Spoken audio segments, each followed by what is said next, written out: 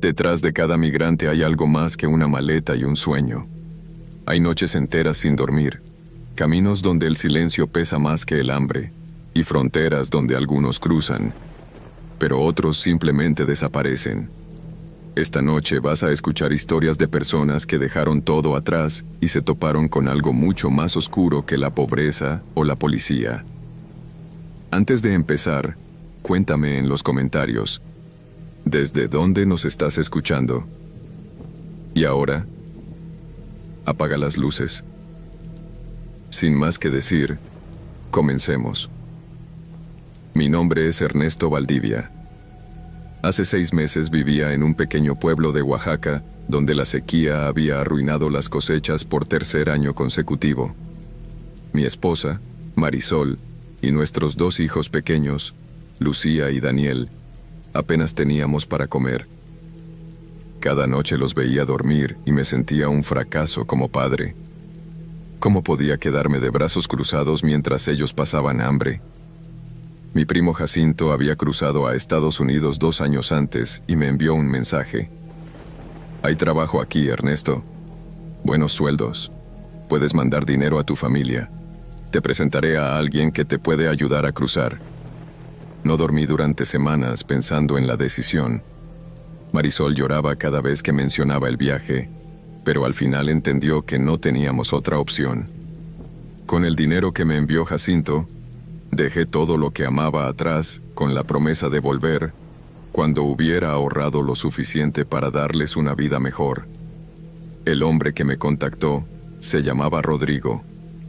Su voz por teléfono era tranquilizadora cuando me explicó el plan. Son $8,000. Pagas 2,000 ahora, el resto cuando llegues. Es seguro, te lo garantizo. Yo mismo he llevado a muchos como tú. Nos reunimos en la central de autobuses de Puebla, junto con otros 6 migrantes. Todos teníamos la misma mirada, una mezcla de miedo y esperanza.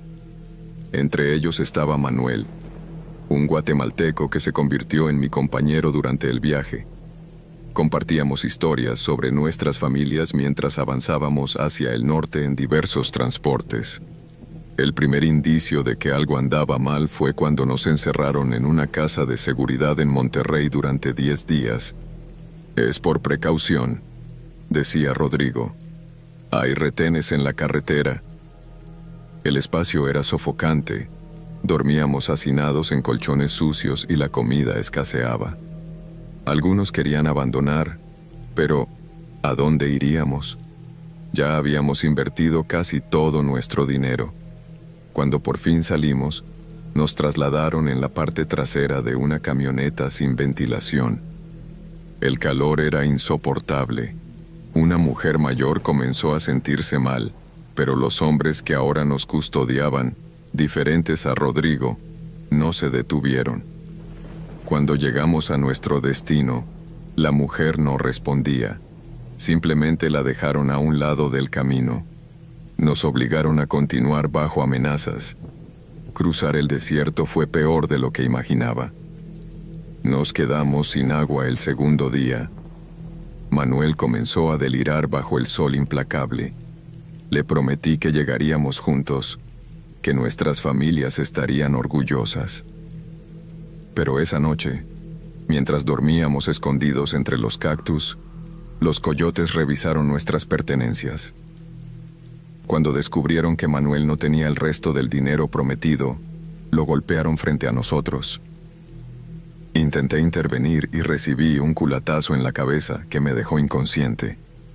Al despertar, Manuel no estaba. Nadie mencionó su ausencia y entendí que preguntar sería peligroso. Mis manos temblaban mientras continuaba el viaje, ahora completamente solo entre desconocidos que evitaban mi mirada. Cuando finalmente llegamos a la frontera, nos entregaron a otro grupo. Ya no éramos personas, éramos mercancía. Nos separaron y me llevaron a un almacén abandonado junto con otros 2 hombres. Tu primo no ha pagado lo acordado, me dijo un hombre con cicatriz en la mejilla. Tendrás que trabajar para nosotros hasta saldar la deuda. Los días se convirtieron en semanas. Nos obligaban a empacar drogas y cargar mercancía bajo amenaza constante. Intenté escapar una vez, pero me atraparon. El castigo fue una paliza que me dejó 2 costillas rotas. Por las noches lloraba en silencio pensando en Marisol y los niños. Les había enviado un único mensaje diciéndoles que estaba bien, trabajando, pero era mentira. Estaba atrapado en un infierno. Una noche escuché disparos. La policía había allanado el almacén. En medio del caos, corrí hacia la salida trasera. No miré atrás cuando los oficiales gritaron que me detuviera. Solo pensaba en escapar, en la posibilidad de finalmente reunirme con mi familia. Vagué por días por calles desconocidas, durmiendo en callejones, comiendo de basureros. Mi aspecto me delataba como indocumentado, así que evitaba a toda autoridad. Finalmente contacté con Jacinto. Su voz sonaba distante, nerviosa. No puedo ayudarte, primo. Esa gente me está buscando a mí también. Desaparecé por un tiempo. Sin dinero, sin documentos y sin apoyo, terminé trabajando en una construcción donde el capataz nos pagaba una miseria a los indocumentados. Dormíamos 20 personas en un apartamento diminuto. Enviaba casi todo mi sueldo a Marisol, guardando apenas lo suficiente para sobrevivir. 3 meses después, mientras trabajábamos en un edificio, la migra llegó. Todos corrimos en diferentes direcciones. En mi desesperación, subí hasta la azotea del edificio en construcción. Los agentes me acorralaron contra el borde. Miré hacia abajo, 12 pisos de altura. Pensé en saltar, pero el miedo me paralizó.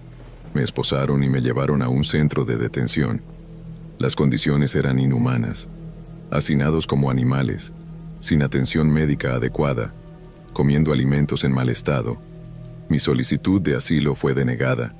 Ni siquiera pude comunicarme con Marisol para avisarle que sería deportado.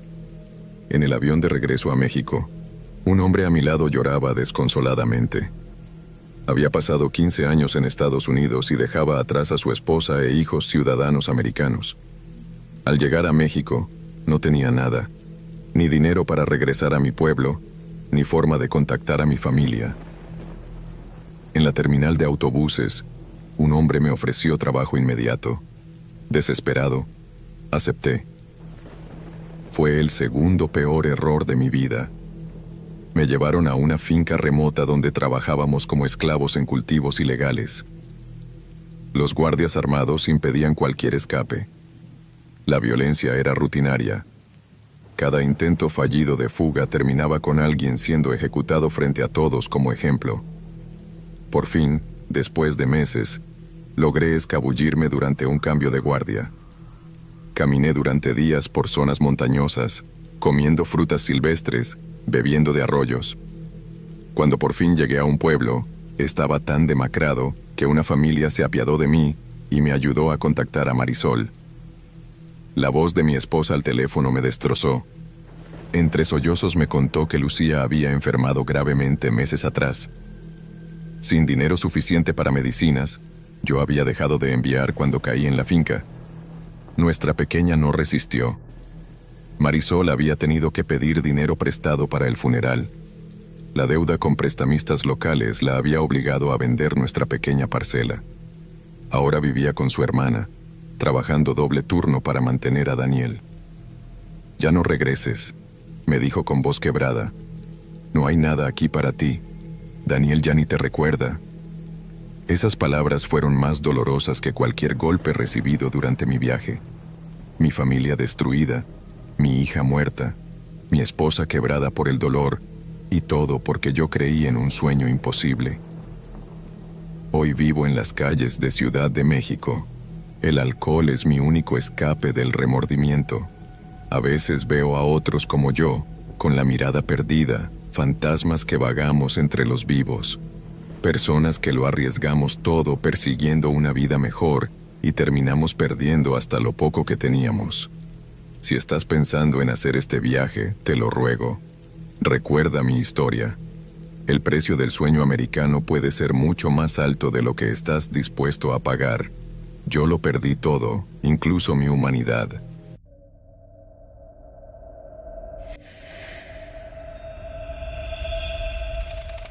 Nunca olvidaré el día que tomé la decisión. Había llovido toda la noche en San Pedro Sula, y el agua sucia se colaba por las goteras del techo de lámina. Mi hija Isabela, de apenas 5 años, tosía con una fiebre que no cedía desde hacía 3 días. Los medicamentos eran un lujo que no podíamos permitirnos. Mi esposa Carolina me miraba con esos ojos que ya no tenían lágrimas, solo una desesperación muda que me quemaba por dentro. La extorsión de las pandillas había acabado con nuestro pequeño negocio de comidas. Primero fueron cuotas manejables, luego se volvieron imposibles. El último mes, 2 comerciantes que se negaron a pagar aparecieron muertos en la cuneta. Uno de ellos era mi amigo Héctor. Teníamos la misma edad, 32 años, y habíamos crecido juntos en el mismo barrio. Ver a su madre desmoronarse durante el funeral me hizo entender que nosotros podíamos ser los siguientes.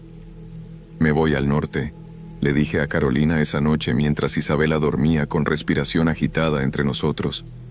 Esteban me dio el contacto de un coyote confiable. En 3 meses podré enviarles dinero para medicinas, comida, una casa segura lejos de aquí. Carolina se aferró a mi camisa gastada.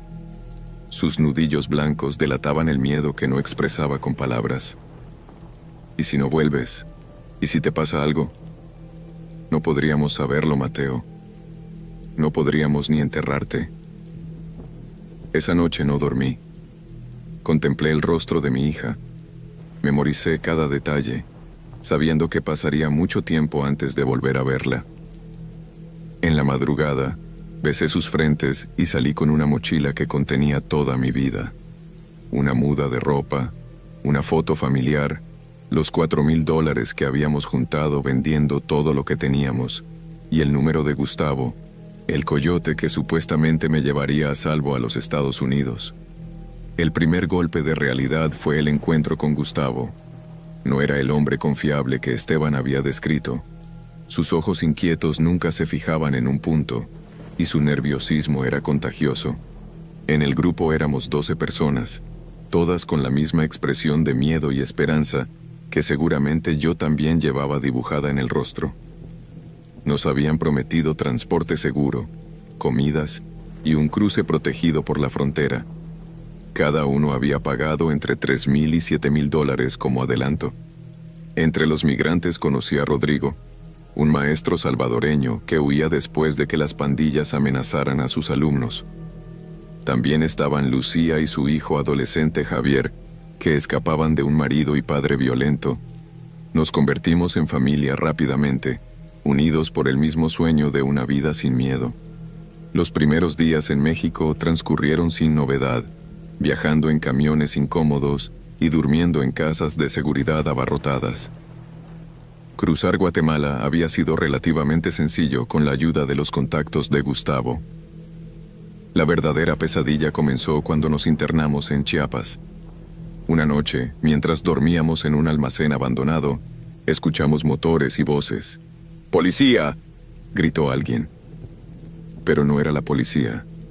Hombres armados con el rostro cubierto entraron violentamente. Nos separaron, a hombres por un lado, mujeres y niños por otro. A Gustavo no lo volvimos a ver. «Ahora nos pertenecen», dijo un hombre alto con una cicatriz que le atravesaba la mejilla. «El trato ha cambiado. Si quieren llegar al norte, tendrán que ganárselo». Nos llevaron a una finca aislada, donde otros migrantes ya trabajaban en condiciones inhumanas. Nos quitaron nuestras pertenencias, incluido el dinero. Mi foto familiar desapareció con mi mochila. Durante semanas trabajamos bajo el sol abrasador, cultivando marihuana y empaquetando drogas. Los guardianes no dudaban en golpear a quien se moviera demasiado lento. Una noche, Rodrigo intentó escapar. Lo atraparon antes de que llegara al camino principal. Nos obligaron a presenciar cómo lo golpeaban hasta dejarlo inconsciente. Apareció 2 días después. trabajando como zombi, con un brazo mal vendado y la mirada vacía. Las mujeres estaban en otra parte de la finca. Los gritos nocturnos me despertaban empapado en sudor frío. Pensaba en Lucía y en su hijo, rezando para que estuvieran juntos, para que alguien los protegiera. Después de casi 2 meses, nos cargaron en camiones como ganado. «Los vamos a mover», dijo el hombre de la cicatriz. «Hay compradores que pagan bien por mano de obra en el norte». Entendí con horror que nos estaban vendiendo como esclavos. Durante el trayecto, planeamos nuestra fuga con Rodrigo y otros 4 compañeros. La desesperación nos daba valor. En una parada para que los conductores descansaran, logramos abrir la puerta trasera del camión y escapamos en la oscuridad. Nos separamos para aumentar nuestras posibilidades. Rodrigo y yo corrimos juntos hasta que nuestras piernas no dieron más. Vagamos durante días, bebiendo de charcos, comiendo frutos silvestres, escondiéndonos de todo vehículo. La paranoia nos consumía. Una mañana, Rodrigo no despertó. La fiebre y la deshidratación lo habían matado mientras dormía. Lo enterré con mis propias manos, llorando por un hombre que apenas conocía pero que se había convertido en mi hermano. Eventualmente llegué a un pueblo donde una familia se apiadó de mí. Me dejaron trabajar en su pequeña tienda a cambio de comida y un lugar para dormir. Desde allí, logré comunicarme con Carolina después de casi 3 meses sin contacto. Su voz sonaba diferente, distante. Me contó entre sollozos que Isabela había empeorado después de mi partida. La neumonía se la había llevado 1 mes atrás. «Te esperó hasta el último momento», me dijo con una frialdad que me atravesó como un cuchillo. Preguntaba cuándo volvería papá para contarle cuentos. El mundo se derrumbó bajo mis pies. Mi hija había muerto esperándome, mientras yo trabajaba como esclavo en una plantación ilegal. Carolina había tenido que vender lo poco que quedaba para pagar el funeral. Ahora vivía con su hermana, tratando de reconstruir su vida. «No vuelvas, Mateo», me dijo antes de colgar. «Aquí solo hay dolor». Seguí mi camino norte, ya no por un sueño, sino por inercia. No tenía hogar al cual volver. Me uní a la caravana de migrantes que avanzaba por México, protegiéndonos mutuamente. Compartí mi historia con otros que llevaban sus propias cicatrices. Algunos habían perdido familias enteras, otros huían de violencias inimaginables. En sus rostros veía reflejado mi propio dolor. Cerca de la frontera norte, nuestro grupo fue interceptado por hombres armados. No eran autoridades ni pandilleros comunes. Por sus uniformes tácticos y la forma de organizarse, parecían un grupo paramilitar. Limpiando la basura que contamina México, gritaban mientras nos obligaban a arrodillarnos. Seleccionaron a algunos hombres jóvenes, incluyéndome.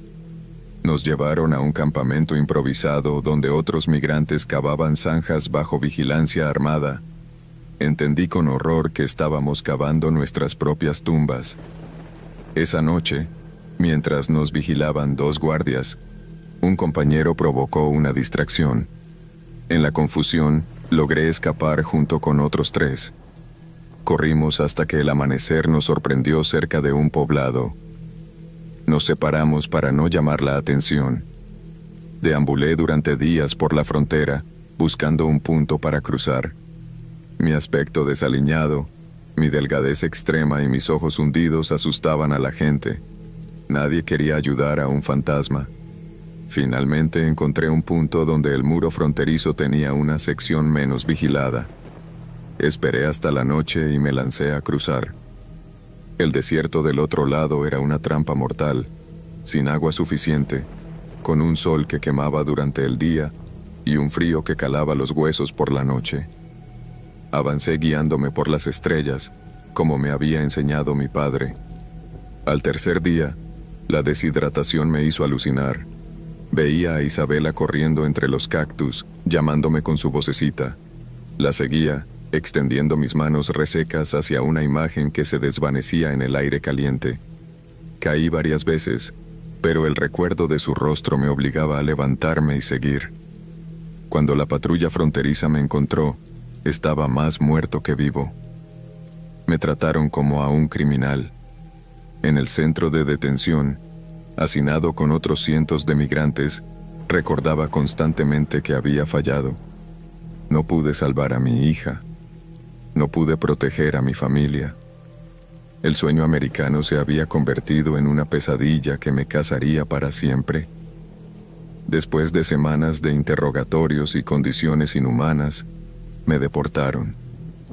Regresé a Honduras sin nada, ni siquiera la foto de mi familia que me habían robado. Carolina se negó a verme. Su hermana me dijo que había rehecho su vida, que hablar conmigo solo abriría heridas. Visité la tumba de Isabela, un montículo sencillo con una cruz de madera.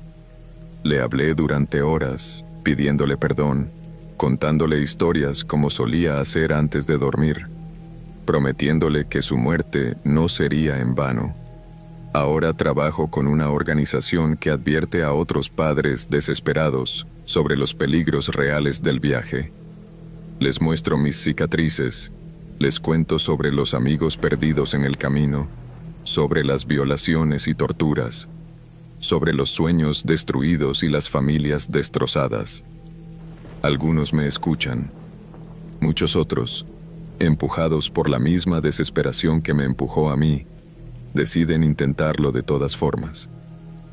Por las noches, cuando el silencio es absoluto, escucho la voz de mi hija preguntándome cuándo volveré para contarle un cuento. Y sé que esa pregunta me perseguirá hasta el día de mi muerte, porque en mi búsqueda de darle una vida mejor, le arrebaté la única vida que tenía. Ese es el verdadero horror de mi historia. No son los hombres armados, no son los desiertos implacables ni las fronteras militarizadas. El verdadero horror es darme cuenta de que, al buscar salvarla, la condené, y con ella me condené a mí mismo a una vida que ya no merece ser vivida. Si estás pensando en hacer este viaje, piénsalo 1000 veces. El precio puede ser mucho más alto de lo que estás dispuesto a pagar. Yo pagué con la vida de mi hija y con mi alma, y te aseguro que ningún sueño vale tanto.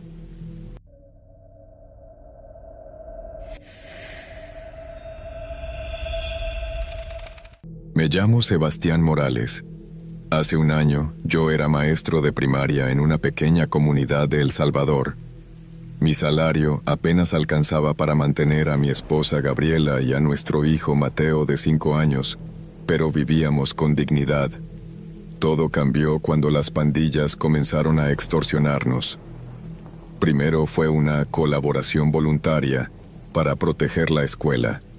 Me negué. A la semana siguiente, 2 hombres me interceptaron al salir de clases. La próxima vez no será una advertencia, susurró uno mientras presionaba un cuchillo contra mi costado. Esa noche, mientras Mateo dormía, Gabriela y yo tomamos la decisión más difícil de nuestras vidas. Tienes que irte, dijo ella con lágrimas contenidas. Ve a Canadá donde está tu hermana Isabel. Cuando estés establecido, nos envías por nosotros. La idea de separarme de ellos me desgarraba, pero las amenazas eran cada vez más explícitas. Algunos colegas habían desaparecido ya por negarse a pagar. Vendimos casi todas nuestras pertenencias. Con el dinero reunido, contacté a un facilitador llamado Domingo que organizaba viajes hacia el norte.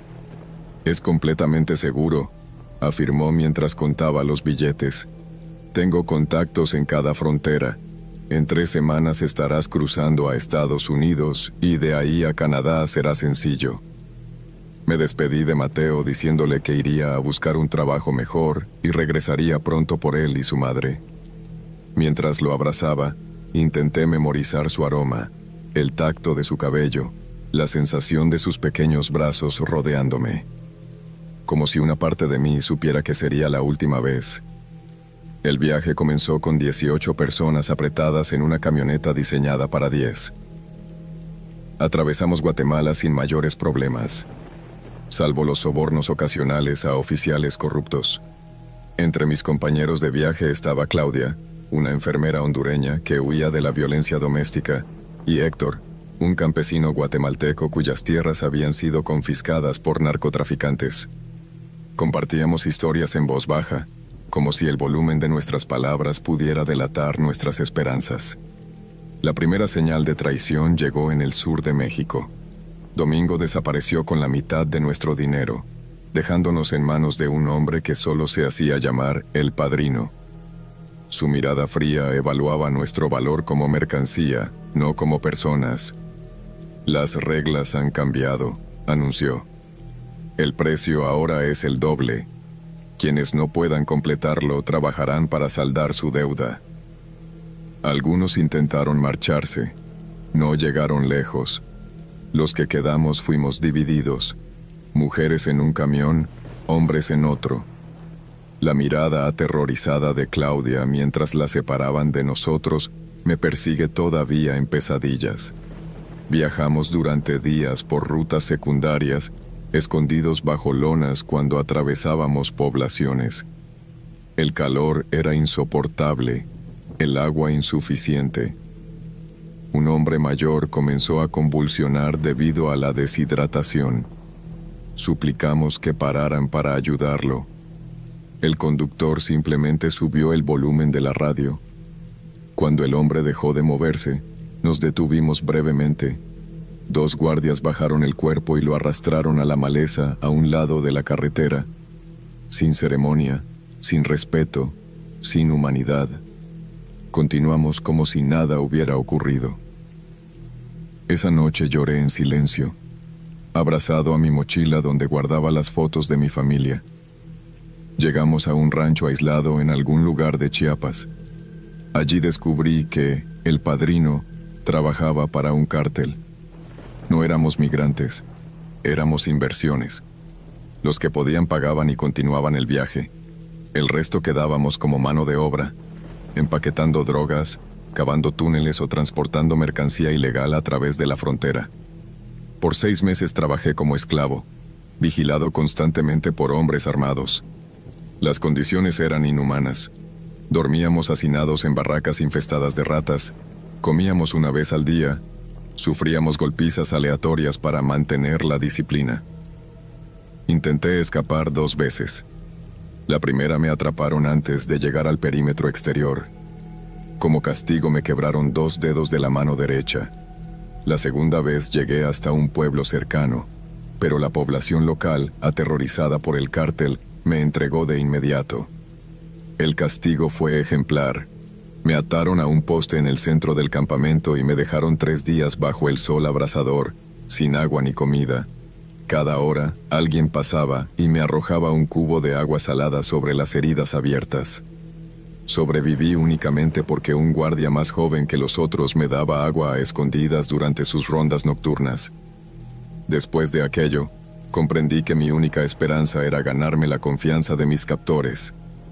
Me convertí en el trabajador más eficiente, el más obediente. Aprendí a ser invisible, a no provocar conflictos, a ofrecer soluciones antes de que surgieran problemas. Gradualmente, comenzaron a darme tareas con más responsabilidad. Un día, escuché a 2 guardias hablar sobre un cargamento especial que debía cruzar la frontera. Personas. Esta vez son puras mujeres. Jóvenes, dijo uno, van directas a casas de citas en Arizona. Entre los nombres mencionaron a Claudia. Mi sangre se heló.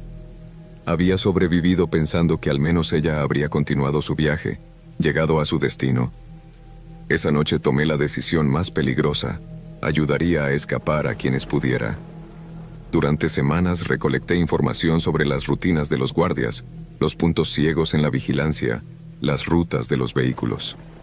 Conseguí un teléfono celular descartado de la basura y logré cargarlo lo suficiente para hacer una llamada. Contacté con una organización humanitaria que había escuchado mencionar a otro prisionero. El plan era simple, pero arriesgado. Durante un cambio de guardia, guiaría a un grupo de 12 personas hasta un punto específico donde la organización nos recogería.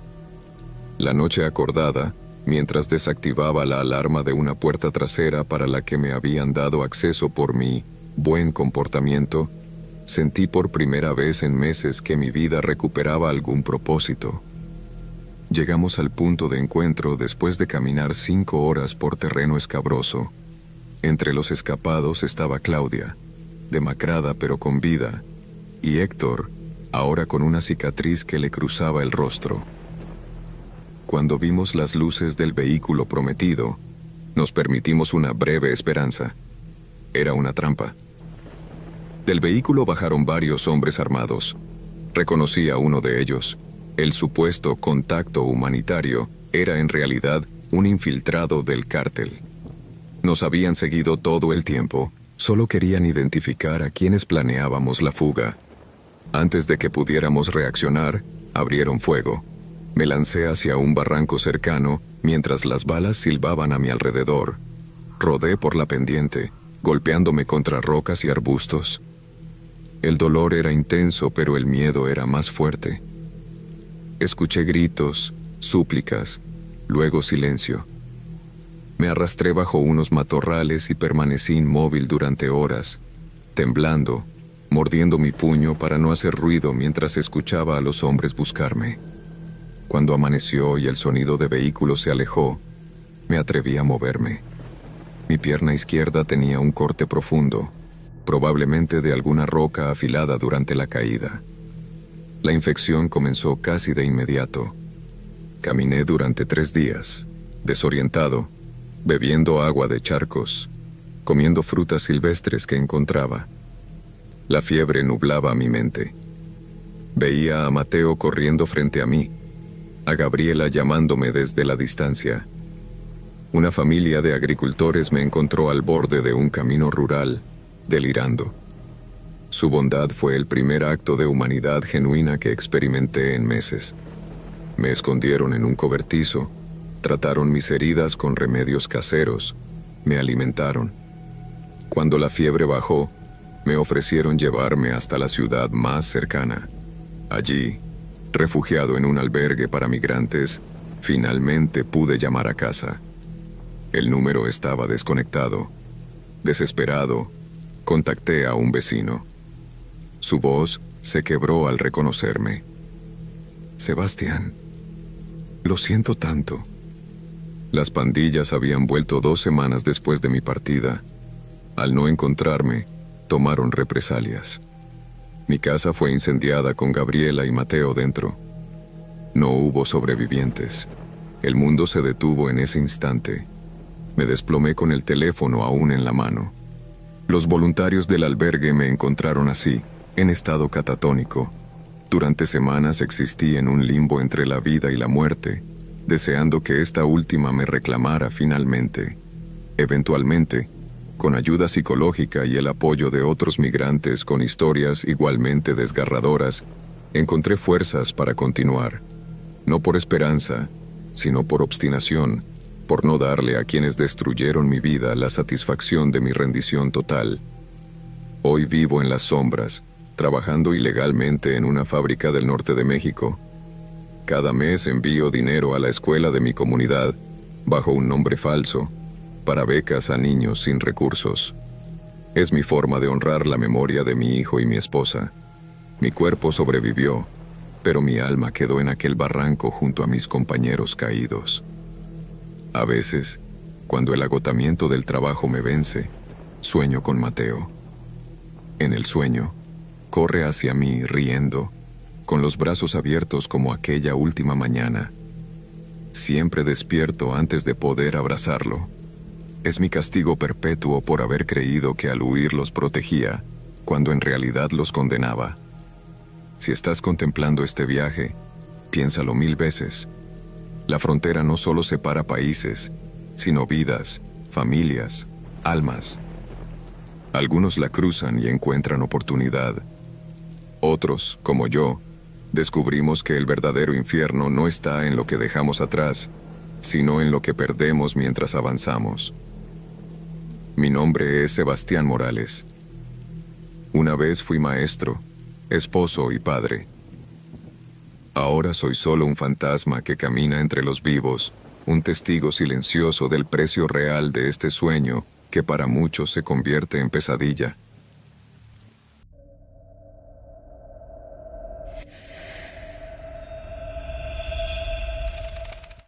Me llamo Joaquín Benavides. Hace 6 meses tenía una vida modesta pero digna en Usulután, El Salvador. Trabajaba como mecánico en un pequeño taller junto a mi casa, donde vivía con mi esposa Elena y nuestros hijos gemelos de 12 años, Sofía y Diego. Nunca tuvimos lujos, pero tampoco pasábamos necesidad, hasta que comenzaron a llegar ellos. Al principio eran rumores, historias que se contaban en voz baja. La Mara estaba expandiendo su territorio. Un día, mientras cerraba el taller, 2 hombres tatuados me pidieron una cuota de protección. Me negué. A la mañana siguiente encontré el cuerpo de nuestro perro, Canela, en la entrada de casa. El mensaje era claro. Comencé a pagar. Cada semana venían por más. El taller apenas daba para cubrir los gastos y la cuota. Elena tuvo que buscar trabajo limpiando casas para que pudiéramos comer. Una noche, Diego me encontró llorando en el patio trasero. «Papá, no estés triste», me dijo. «Cuando sea grande te voy a construir un taller tan grande que estos hombres malos no podrán tocarlo». Ese fue el momento en que decidí que debíamos irnos. Mi hermano Esteban llevaba 3 años en Houston. Me habló de oportunidades, de trabajo bien pagado, de escuelas donde mis hijos estarían seguros. «Ven primero tú», me dijo. «Establécete y después traes a la familia». La idea de separarme de ellos me destrozaba, pero era nuestra única esperanza. El viaje costaría casi todo lo que teníamos. Vendí el taller, las herramientas, hasta el televisor. La noche antes de partir, Elena y yo nos abrazamos en silencio durante horas. Los niños dormían en la habitación contigua, ajenos a que su padre se marcharía por meses, quizás años. «Volveré por ustedes», le prometí a Elena mientras las primeras luces del amanecer se colaban por la ventana. Ella asintió, sosteniendo las lágrimas. «Te estaremos esperando», susurró. Diego me abrazó con fuerza. «Cuida a tu madre y a tu hermana», le pedí. Sofía me entregó una pequeña cruz de madera que había tallado en la escuela. «Para que Dios te proteja, papá». La guardé en el bolsillo junto a mi corazón, donde sigue hasta hoy. El guía que contacté se llamaba Gustavo, un hombre bajo con mirada inquieta.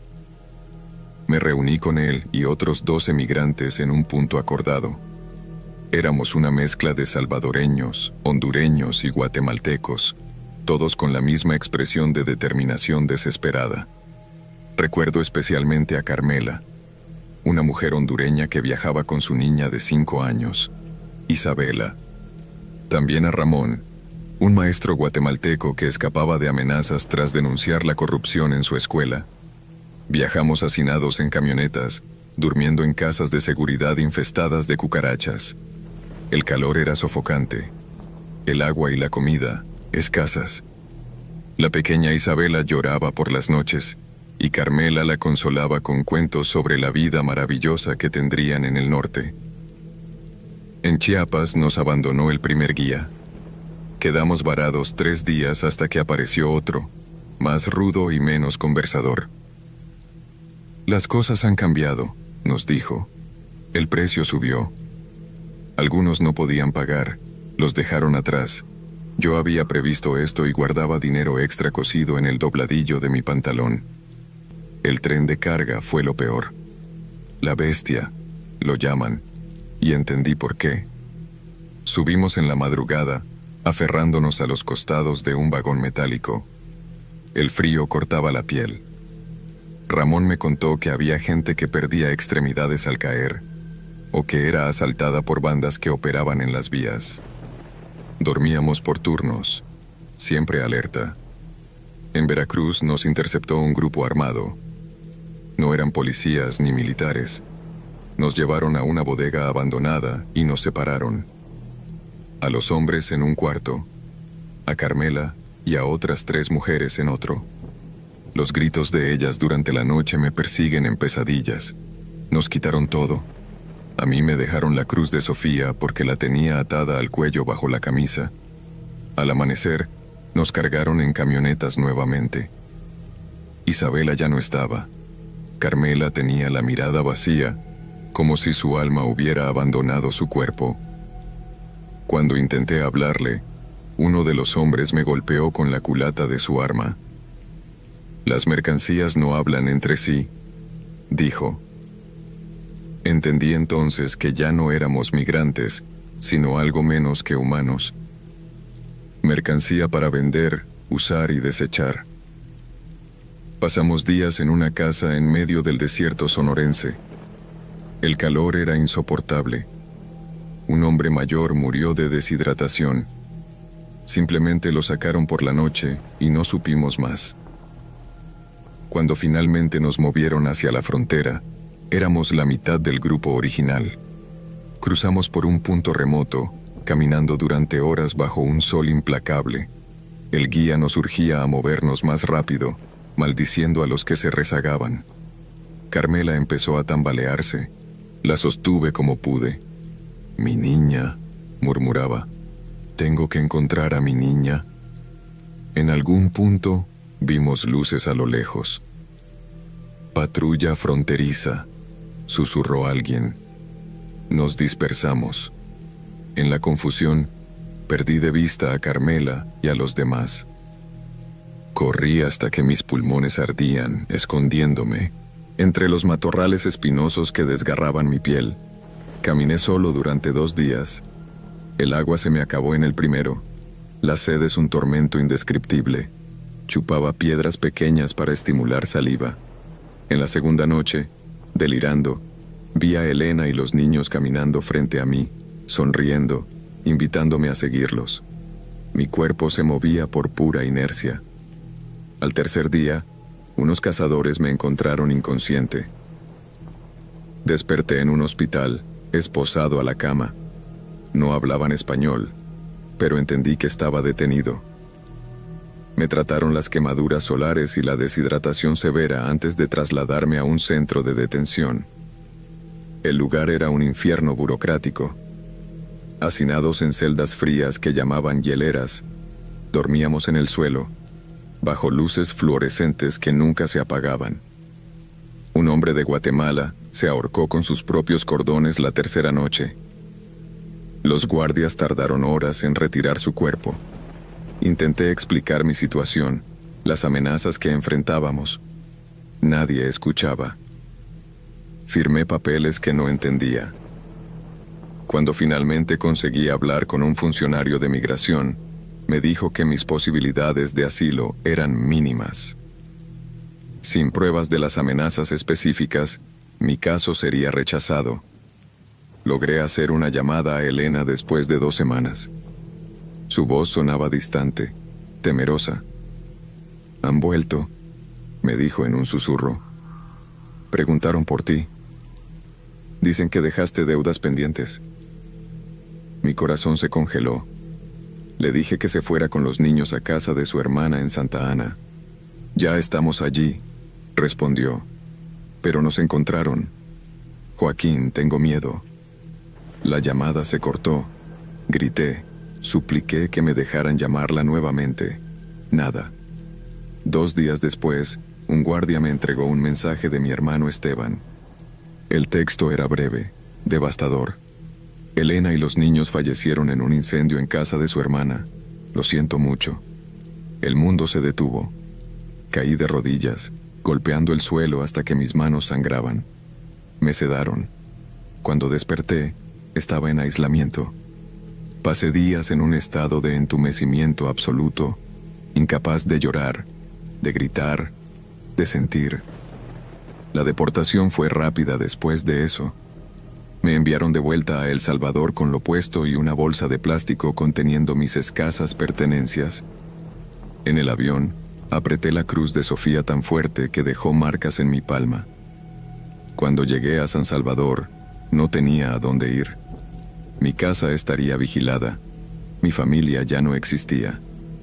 Tomé un bus hacia Nicaragua, luego otro hacia Costa Rica. Trabajé en lo que pude, viviendo en albergues o en la calle.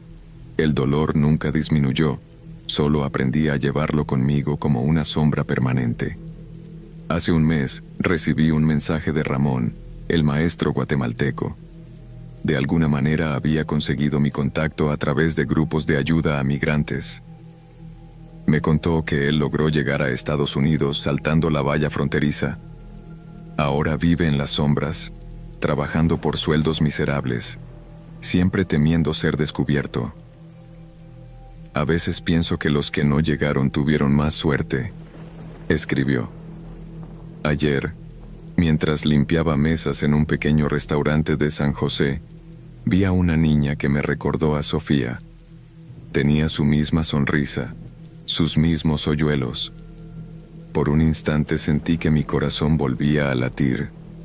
Luego recordé que mi hija nunca alcanzaría los 13 años, que nunca la vería convertirse en la mujer fuerte que prometía ser, que Diego nunca construiría ese taller con el que soñaba, que Elena ya no despertaría a mi lado. Ahora vivo en un limbo, ni aquí ni allá, demasiado aterrorizado para volver a mi país, demasiado destrozado para intentar nuevamente el viaje al norte. Cada noche, antes de dormir en mi colchón desvencijado en una habitación compartida con otros 3 hombres, beso la cruz de madera y les hablo a mis hijos y a Elena como si pudieran escucharme.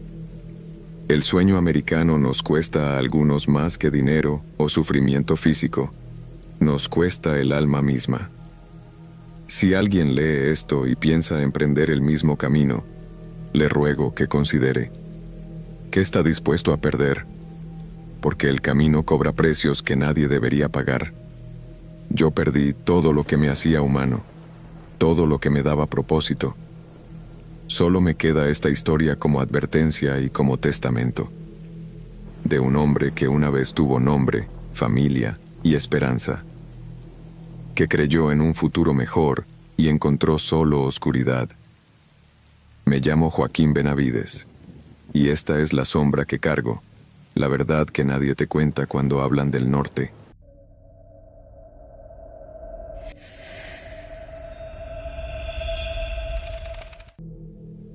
Me llamo Santiago Mendoza.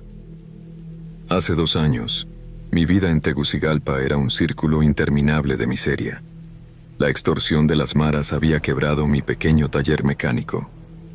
Mi esposa Carmela estaba embarazada de nuestro segundo hijo, y Tomás, nuestro primogénito de 5 años, necesitaba medicamentos para su asma que ya no podíamos costear. Cada día se volvía más difícil poner comida en nuestra mesa.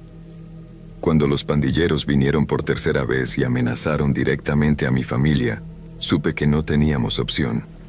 Mi hermano Guillermo había llegado a Estados Unidos 3 años antes y trabajaba en la construcción en Houston. Sus fotos mostraban una vida digna. Su hijo iba a una buena escuela y su esposa ya no temía salir sola a la calle. «Hay trabajo aquí, Santiago. Puedes comenzar de nuevo», me dijo en nuestra última llamada. Me dio el contacto de un hombre llamado Vicente que podía ayudarme a cruzar. La despedida fue desgarradora.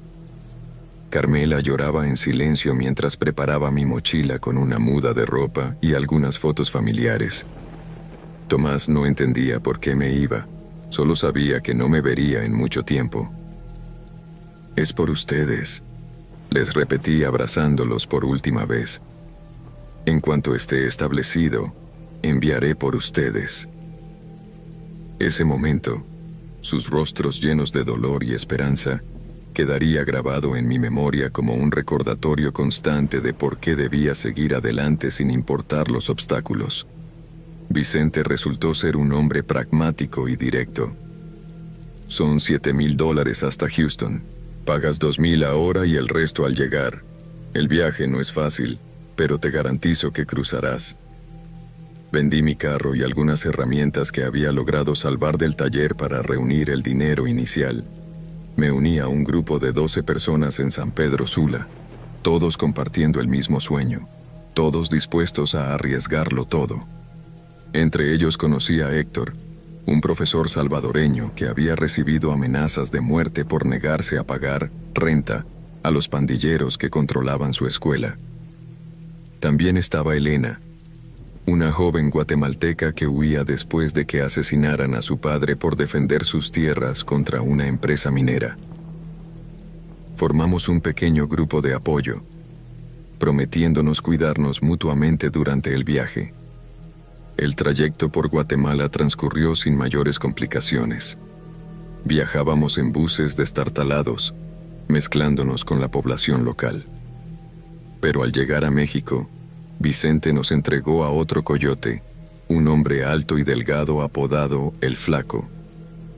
Su mirada fría me provocó un escalofrío inmediato. Las reglas son simples, nos dijo. Obedecen sin cuestionar. Quien hable demasiado o se desvíe del plan, se queda atrás. Nos trasladaron a una casa de seguridad en Tabasco donde permanecimos una semana. Las condiciones eran deplorables.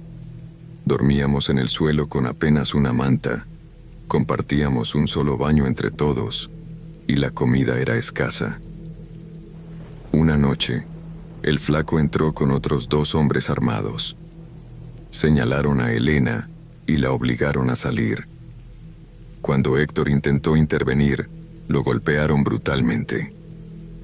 Es el precio adicional para las mujeres, murmuró otro migrante veterano que ya había intentado el viaje antes. Si sobrevives, aprendes a no mirar, a no escuchar. Esa noche apenas pude dormir. Los gritos ahogados que provenían del exterior me perseguirían para siempre. Elena regresó al amanecer, su mirada vacía, su cuerpo marcado por moretones. Nadie se atrevió a preguntar, nadie se atrevió a consolarla. El miedo nos había convertido en cómplices silenciosos. El siguiente tramo fue en La Bestia, el infame tren de carga que atraviesa México. Nos enseñaron a subirnos mientras el tren estaba en movimiento. Un hombre mayor no lo logró. Cayó en las vías y perdió una pierna ante nuestros ojos. Lo abandonaron allí, gritando de dolor. Si nos detenemos por uno, nos arriesgamos todos, justificó El Flaco. Durante 3 días viajamos sobre el techo metálico, expuestos al sol abrasador durante el día y al frío cortante por la noche. En una estación, los hombres de El Flaco nos obligaron a bajar apresuradamente. Hay un retén de migración adelante, explicaron. Caminamos durante horas por terrenos escarpados para evitar ser detectados. Elena, debilitada por lo sucedido días atrás, comenzó a rezagarse. Héctor y yo intentábamos ayudarla, pero uno de los guías nos amenazó con una pistola. Se mueven rápido o se quedan. Al caer la noche, Elena ya no estaba con nosotros. Nadie preguntó por ella. Al llegar a la frontera, nos escondieron en una bodega abandonada en Reynosa. El grupo original de 12 se había reducido a 8. Algunos habían sido capturados por migración, otros simplemente desaparecieron en el camino. El nuevo plan era cruzar por el desierto, aprovechando la oscuridad. Nos dieron apenas 2 litros de agua a cada uno. Es suficiente si no te pierdes, dijo El Flaco con una sonrisa torcida. Esa noche, mientras esperábamos el momento de partir, escuché a varios hombres discutir. Reconocí la voz de El Flaco. La entrega es mañana. Necesitamos 4, los más fuertes. Mi corazón se aceleró. Héctor, que también escuchaba, me miró con pánico. Habíamos oído historias sobre migrantes secuestrados para trabajos forzados o tráfico de órganos, pero creímos que eran exageraciones para asustarnos. Intentamos advertir a los demás, pero ya era tarde. Hombres armados entraron y seleccionaron a 4, incluyendo a Héctor. Lo último que vi fue su mirada desesperada mientras se lo llevaban. Quise ayudarlo, pero otros 2 migrantes me sujetaron. Si interferimos, nos matan a todos, susurró uno con la voz quebrada por el miedo. Al amanecer, solo quedábamos 4 para cruzar. Nuestro nuevo guía era un joven de apenas 20 años que parecía tan asustado como nosotros. Nos condujo hasta el río Bravo. Lo cruzamos sobre cámaras de llanta infladas, temblando por el agua helada. Del otro lado comenzaba el verdadero infierno, el desierto de Texas. Caminamos durante 2 días bajo un sol implacable. Mi lengua se hinchó por la falta de agua, mis labios se agrietaron hasta sangrar. Pensaba en Carmela y en Tomás a cada paso, repitiendo sus nombres como un mantra para mantenerme en movimiento. El segundo día, uno de los nuestros, un hombre mayor llamado Javier, se desplomó. El joven guía intentó reanimarlo, pero era demasiado tarde. Lo enterramos superficialmente con nuestras manos, sin ceremonias, sin tiempo para duelo. Por la noche del tercer día, nuestro guía confesó que se había perdido. Las estrellas, que deberían servirnos de orientación, estaban ocultas por nubes densas. Vagamos en círculos, cada vez más deshidratados, cada vez más desesperados. Cuando amaneció, el guía había desaparecido, llevándose la poca agua que quedaba. Solo quedábamos 2. Roberto, un hondureño que huía de la violencia igual que yo, y yo mismo. Decidimos seguir caminando en la dirección que creíamos correcta. A mediodía, Roberto comenzó a alucinar. Hablaba con su madre fallecida, reía sin motivo. Luego, simplemente se sentó y se negó a continuar. «Estoy en casa», repetía con los ojos vidriosos. No pude convencerlo de seguir, y no tenía fuerzas para cargarlo. Con el corazón destrozado, continué solo, prometiéndole regresar con ayuda. Mi propia mente comenzó a traicionarme horas después. Veía oasis donde solo había arena. Escuchaba voces en el viento abrasador. Caí varias veces, levantándome cada vez con más dificultad. La imagen de mi familia se desvanecía en mi mente, reemplazada por un único pensamiento: sobrevivir el próximo minuto, el próximo paso. No sé cuánto tiempo pasó hasta que escuché el zumbido del dron. Luego las voces, las luces de las linternas.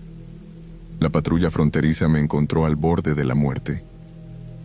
«Otro jumper», escuché que decían, usando su jerga para los migrantes.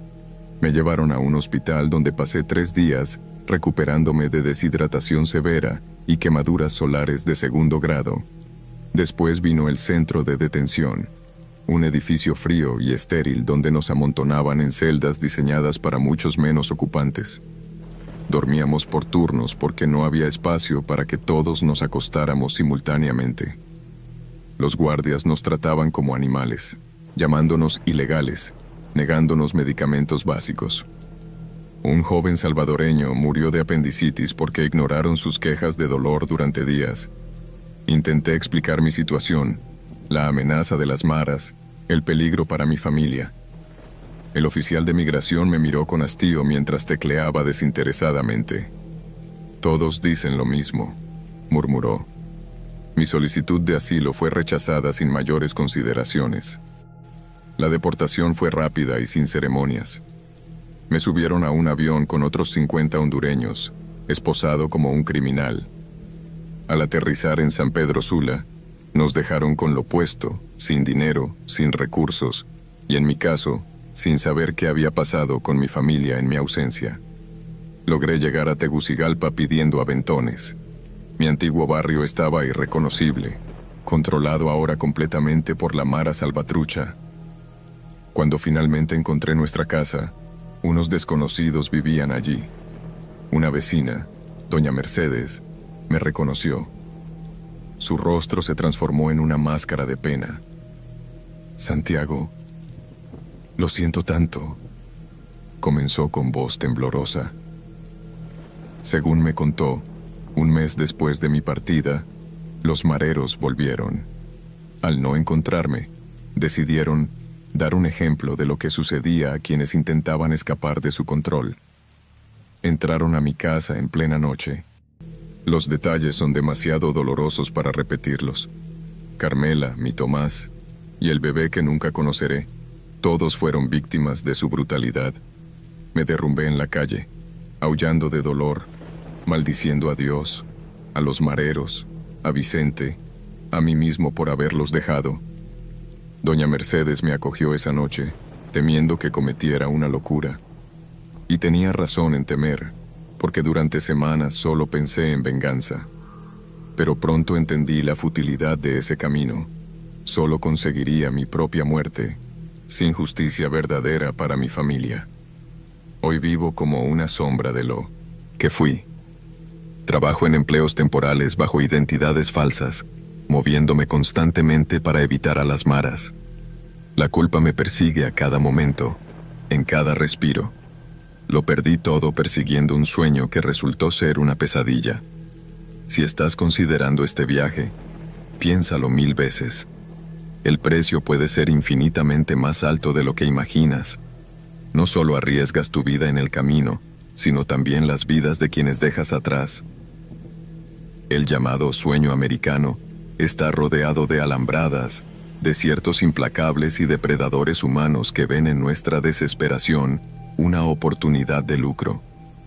Y si aún así decides partir, que Dios te proteja, porque en ese camino de sombras, nadie más lo hará.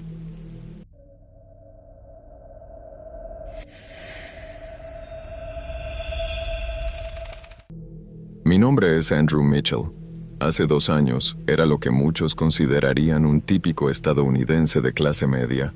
Tenía un trabajo estable como ingeniero en una empresa tecnológica en Seattle, una hipoteca casi pagada, un SUV relativamente nuevo y un fondo para la universidad de mi hija Ellie. Lo que nadie sabía era que, por dentro, me estaba ahogando.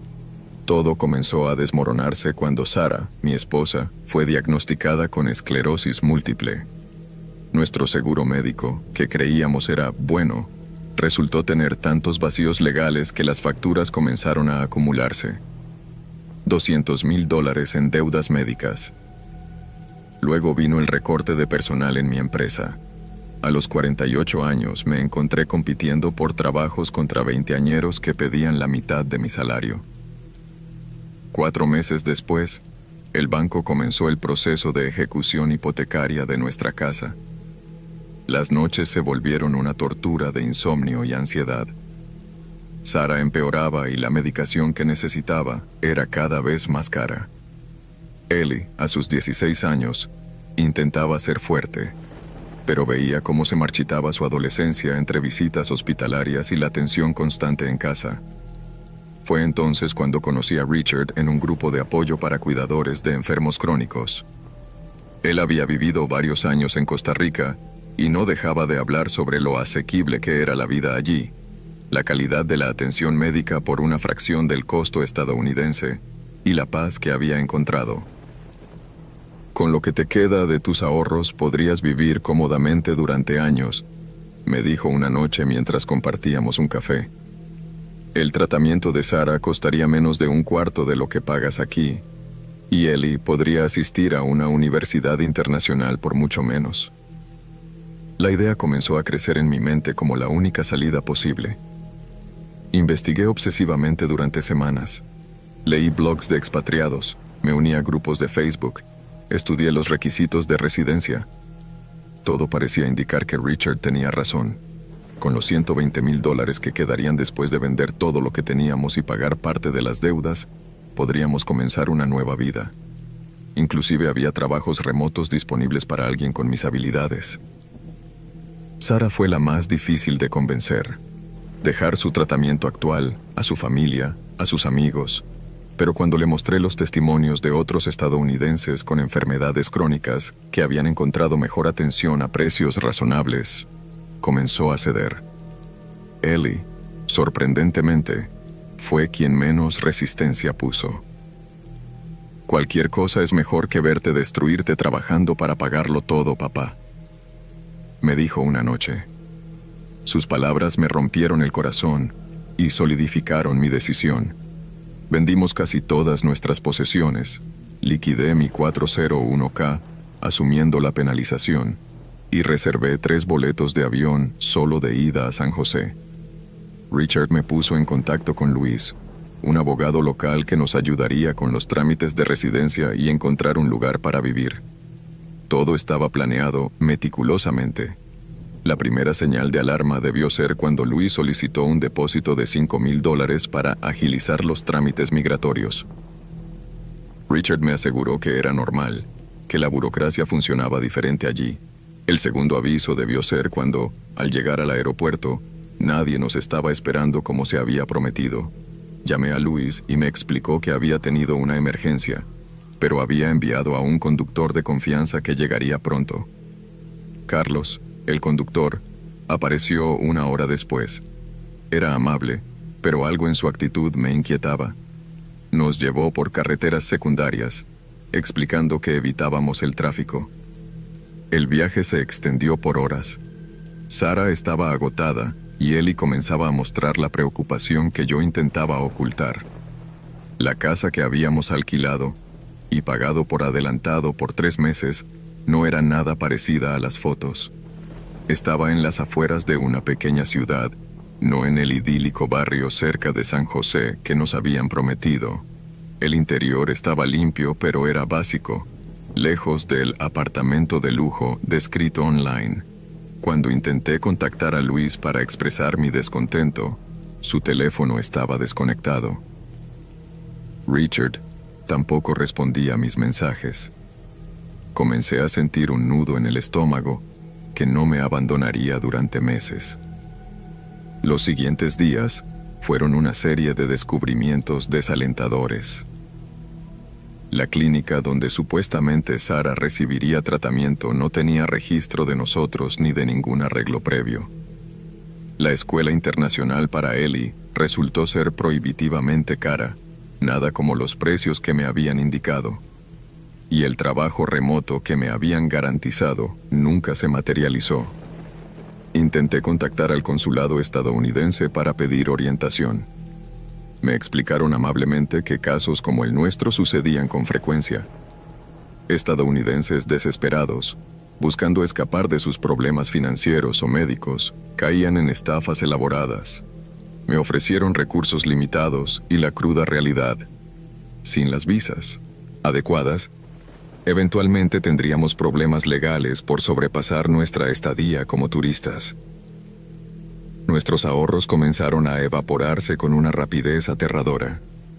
Alquilamos un apartamento más pequeño y económico en la ciudad, pero incluso así, entre el alojamiento, la comida y sobre todo, los medicamentos de Sara, que resultaron ser casi tan caros como en Estados Unidos sin seguro médico, estábamos en caída libre financiera. Conseguí un trabajo dando clases de inglés en un instituto local. El pago era una fracción de lo que ganaba en Seattle. Sara empeoró sin su tratamiento regular. Ellie tuvo que abandonar sus estudios para ayudar en casa y trabajar medio tiempo en una cafetería frecuentada por turistas. Verla sacrificar su juventud y educación me desgarraba internamente cada día. Una noche, mientras regresaba de dar clases, fui abordado por 2 hombres en motocicleta. Me golpearon y robaron mi mochila con la computadora portátil, nuestros pasaportes y el poco efectivo que llevaba. La policía tomó el reporte, pero no ofreció esperanzas de recuperar nada. Sin pasaportes, nuestra situación inmigratoria se volvió aún más precaria. El consulado podía emitirnos nuevos pasaportes, pero el proceso llevaría tiempo y dinero que no teníamos. Mientras tanto, sin documentos, no podría seguir trabajando legalmente.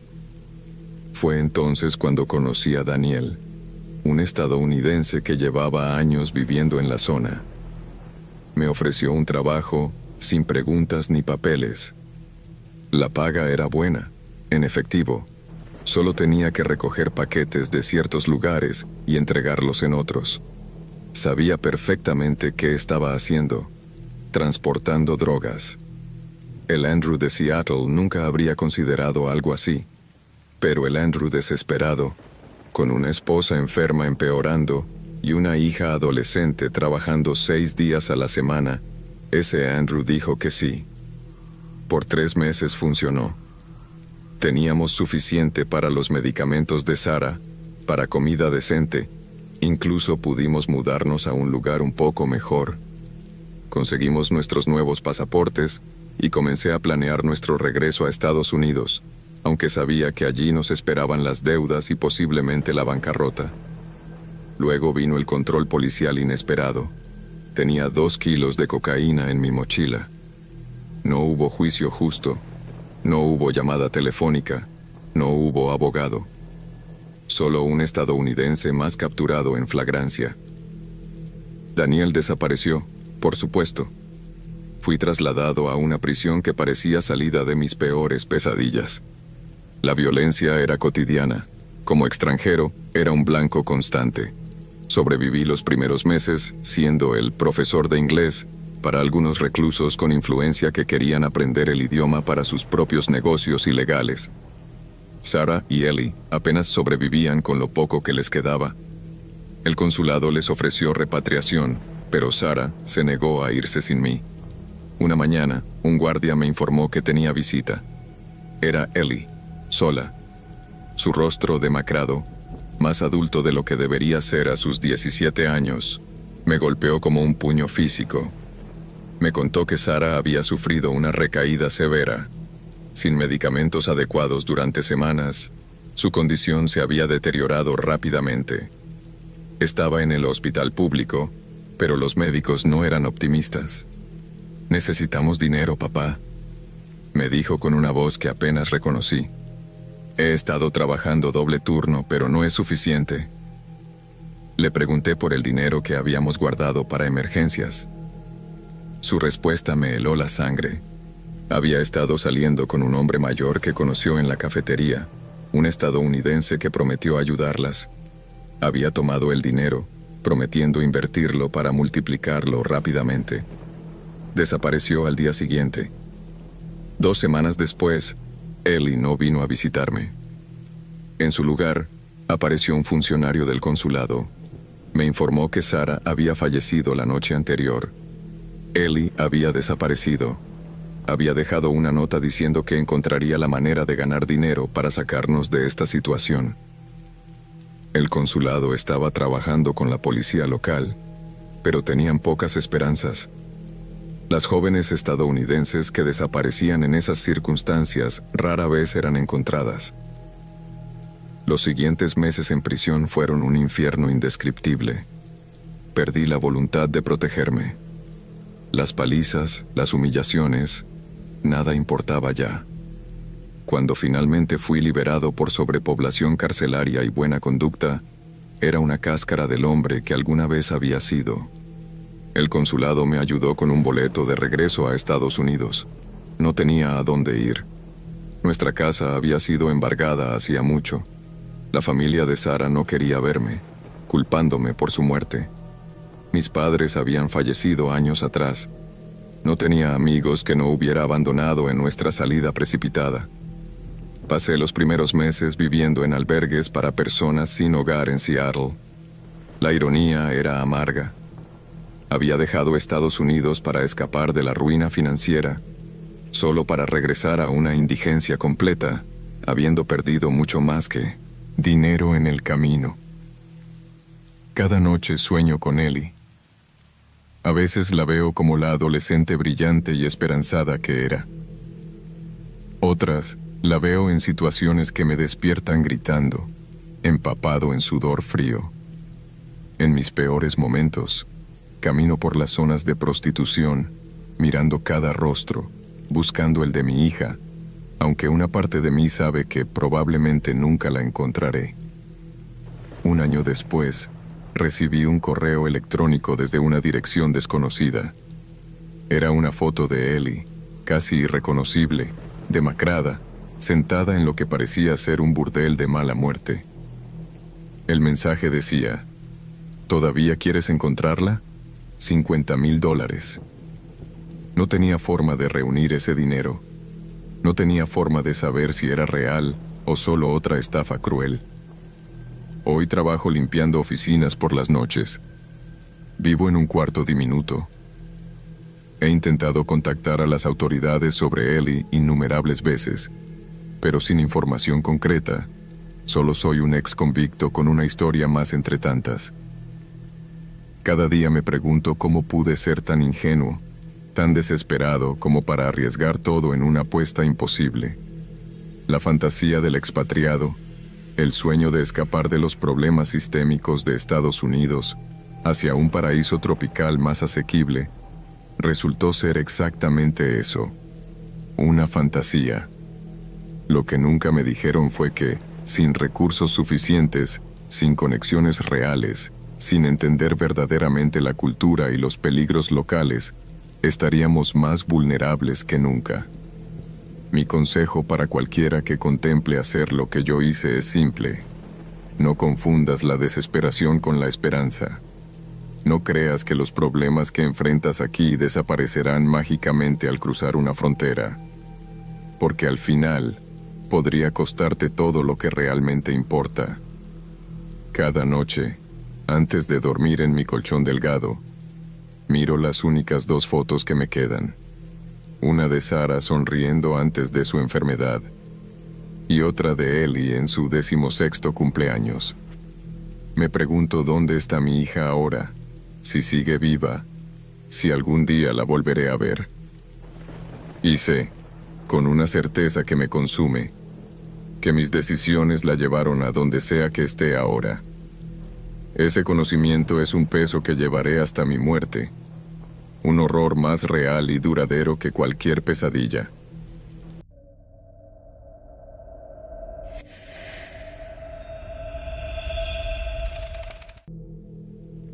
Nunca imaginé que yo, Tyler Mitchell, un programador de sistemas de Pittsburgh, con un empleo estable, hipoteca pagada y seguro médico, terminaría desesperado por abandonar Estados Unidos. Pero aquí estaba, a mis 42 años, empacando lo poco que quedaba de mi vida anterior en 2 maletas. Todo comenzó con el diagnóstico de Emma, mi esposa. Cáncer de páncreas en etapa avanzada. Nuestro seguro médico, que siempre habíamos considerado excelente, resultó ser una telaraña de letras pequeñas y excepciones. Tratamientos experimentales, medicamentos especializados, consultas con especialistas, la mayoría quedaban fuera de cobertura. En 6 meses, nuestros ahorros de toda la vida desaparecieron. Hipotecamos la casa por segunda vez. Vendimos los autos. Lancé campañas de GoFundMe que apenas arañaban la superficie de las facturas que seguían llegando. Emma falleció una mañana de octubre. No pude ni siquiera permitirme el tipo de funeral que ella merecía. El día que esparcí sus cenizas en el lago donde nos conocimos, recibí una carta de demanda del hospital por los $387,000 restantes. Mi salario ya estaba embargado. Las llamadas de cobradores eran constantes. Perdí la casa 2 meses después. Fue Diane, mi cuñada australiana, quien sugirió la solución. Ven a Melbourne. La empresa donde trabajo necesita programadores. Te ayudaré con los trámites de la visa de trabajo calificado. La idea de dejar atrás la montaña de deudas y los recuerdos dolorosos me sedujo inmediatamente. Australia representaba la oportunidad de reiniciarme, de escapar de un sistema que me había dejado en bancarrota por intentar salvar a la persona que más amaba. Vendí o regalé casi todo. Mi vecino Benjamin, un anciano viudo que había sido amable con nosotros durante la enfermedad de Emma, aceptó guardar algunas cajas con fotos y recuerdos. Te estarán esperando cuando regreses, muchacho, me dijo con una sonrisa triste, como si supiera que ese regreso nunca ocurriría. El plan parecía sólido. Diane había iniciado los trámites para mi visa de trabajo. Mientras tanto, entraría como turista con una visa electrónica y visitor que me permitiría permanecer hasta 3 meses. Suficiente tiempo para finalizar el papeleo restante desde allí. Reservé un vuelo económico con múltiples escalas, Pittsburgh, Los Ángeles, Fiji, Sydney, Melbourne. El dinero escaseaba, pero había vendido mi anillo de bodas para completar lo necesario para el pasaje. Mi primera señal de advertencia debió ser la expresión del oficial de inmigración en LAX. Revisó mi pasaporte repetidamente. ¿Cuánto tiempo planea estar fuera del país, señor Mitchell?, preguntó con suspicacia. Solo unas vacaciones. 3 semanas. Mentí, consciente de que admitir mis verdaderas intenciones podría complicar mi salida. Después de varios minutos tensos, me dejó pasar. Mi corazón latía como un tambor mientras caminaba hacia la sala de embarque. El vuelo a Fiji fue agotador. Intenté dormir, pero me atormentaban pesadillas donde Emma me suplicaba que no abandonara nuestro hogar, que no dejara atrás su memoria. Desperté sudando frío varias veces. La azafata me miró con preocupación durante un episodio particularmente intenso. ¿Se encuentra bien, señor? No, no lo estaba, pero asentí de todas formas. En el aeropuerto de Nadi, Fiji, mientras esperaba mi conexión, recibí un correo electrónico alarmante de Diane. Tyler, han endurecido las políticas migratorias. Están revisando antecedentes financieros de solicitantes con mayor rigor. Creo que deberías posponer tu viaje. Demasiado tarde. Estaba a medio camino del mundo, con un boleto de ida y sin suficiente dinero para regresar aunque quisiera. Cuando abordé el vuelo a Sydney, una sensación de fatalidad me invadía. Revisé obsesivamente la documentación que llevaba. Estados de cuenta bancarios cuidadosamente editados para ocultar mi desastre financiero. Una carta de invitación de Diane. Una reservación de hotel para 2 semanas, pagada con mi última tarjeta de crédito, casi al límite. Sabía que estaba jugando con fuego, pero ¿qué alternativa tenía? Regresar significaba enfrentar la bancarrota personal, posiblemente incluso la indigencia. Sydney me recibió con un control de inmigración implacable. Mientras hacía fila, observé cómo varios pasajeros eran llevados a habitaciones laterales para interrogatorios adicionales. Un joven asiático regresó llorando, escoltado por guardias hacia un área diferente. Mi ansiedad se disparó. Cuando finalmente llegó mi turno, intenté proyectar la imagen de un turista despreocupado, pero mis manos temblorosas me delataban. ¿Motivo de su visita a Australia?, preguntó la oficial, una mujer de mediana edad con expresión impenetrable. Turismo. También visitaré a mi cuñada en Melbourne, respondí, intentando mantener contacto visual. ¿Cuánto tiempo planea quedarse? 2 semanas. ¿Tiene boleto de regreso? Mi corazón se detuvo momentáneamente.